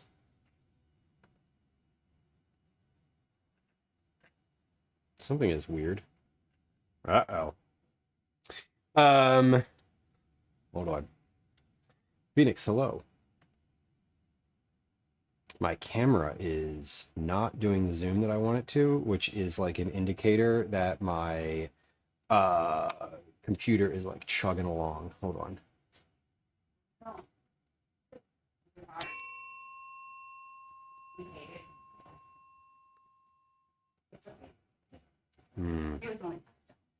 Okay. Let's see. Let's change which camera is the operator. I want to zoom in on this and show you the inside of it, but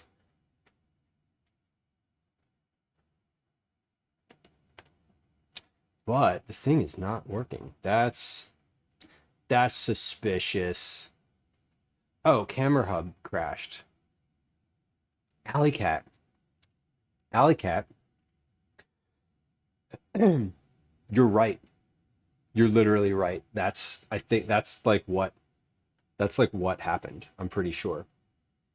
I did unplug something.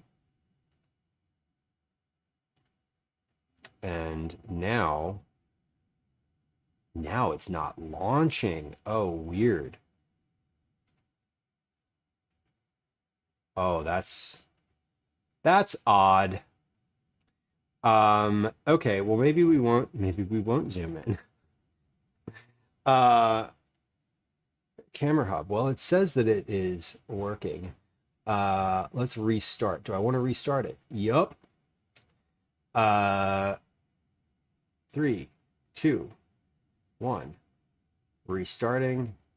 I bet you this camera makes... Let's try it. Okay, that should work now. Hey, look at that. Alley Cat, thank you for reminding me that happened, because I literally forgot. And I was like, why is this not working? There's the inside of this bread. Phoenix, hello. I think I said hi. Take another picture with your click, click, click, click camera. This is a banana bread. Inside of it looks really good. Big chunks of banana. We got pecans. We got chocolate. We got blueberries in here. We got coconut. Little banana on top. That is moist. That is great. Even 80 minutes, that was, this is still nice. I think this could go for 70.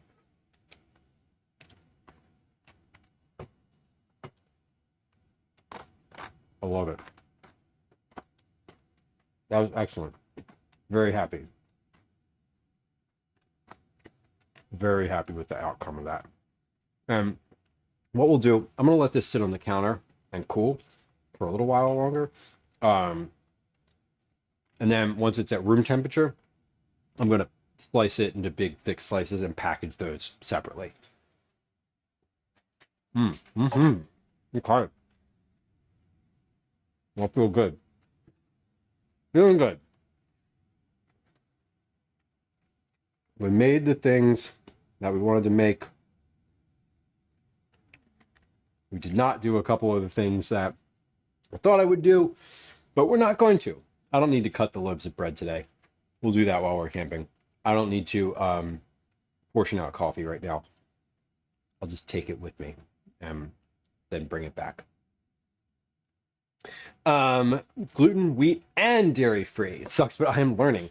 Sounds like it. I mean, it sounds like you have to learn sort of like how to cook again, or how to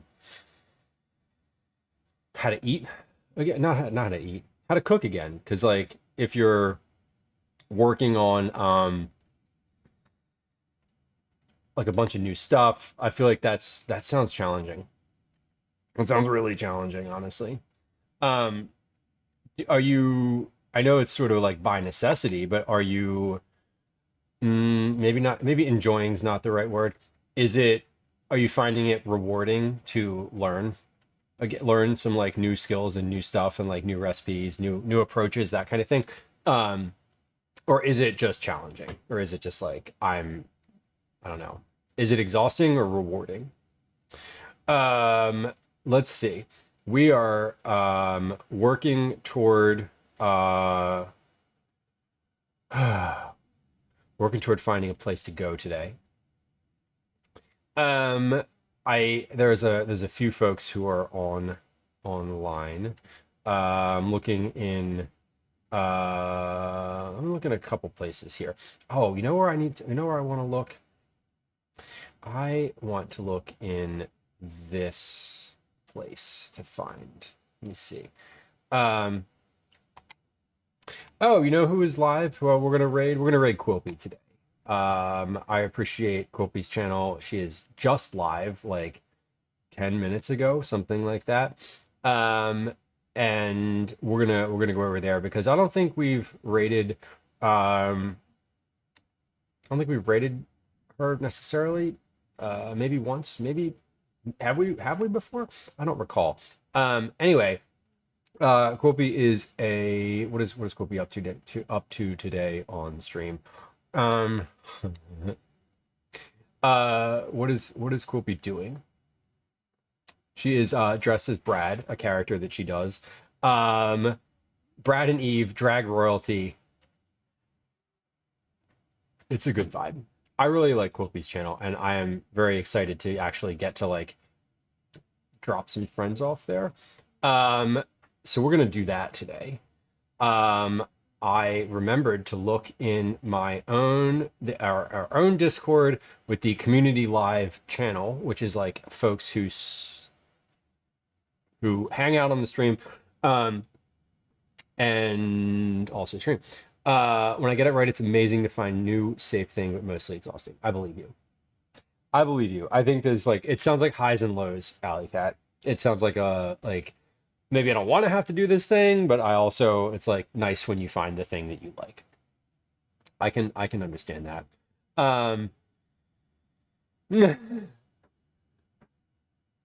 Trauma, I hope not. I think we may be live again on Friday of this week. I may be live again this coming weekend. Obviously maybe not obviously, but I'm going to be out of the city for a few days starting tomorrow. So I don't anticipate streaming on the normal schedule.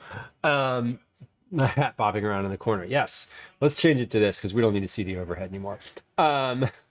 It catches my eye too, Nine, when I'm like, every once in a while I'll like look up and be like, oh, what is that? I may be live sometime this weekend. I'm not positive. If I'm going to be going live, I will post that and share that in Discord. Otherwise, I'm going to try to keep this like the schedule updated. It's been tough this year with this summer with our with summer kind of kicking in and the schedule thoroughly and completely changing, like when I'm home and have time to do setup and stream and stuff like that. So thank you all for bearing with me during the summer. My goal in the next week is to set a summer schedule, and not specifically a like here's I'm going to be live every Tuesday on this day, but my goal is to go through and then kind of identify these are the days that I know that I'm going to like peg for stream during the summer. That this is a day I'm working toward. I'm going to commit to doing it on that day, and then I will make sure that those are posted live on the calendar and in Discord. So anyway, we're going to raid Quilpy today, who is live on a very regular basis. I'm going to start that raid. Here are some goodbye sounds. Adieu to you and Here you and you. are some raid messages in chat. Trauma, that sounds intense. I hope things are okay for you. Here are some social media links in chat as well. If you're live or you're watching on YouTube, thank you for hanging out today. I appreciate you. We'll be live again at some point soon. Goodbye. Okay. Have a good one. We are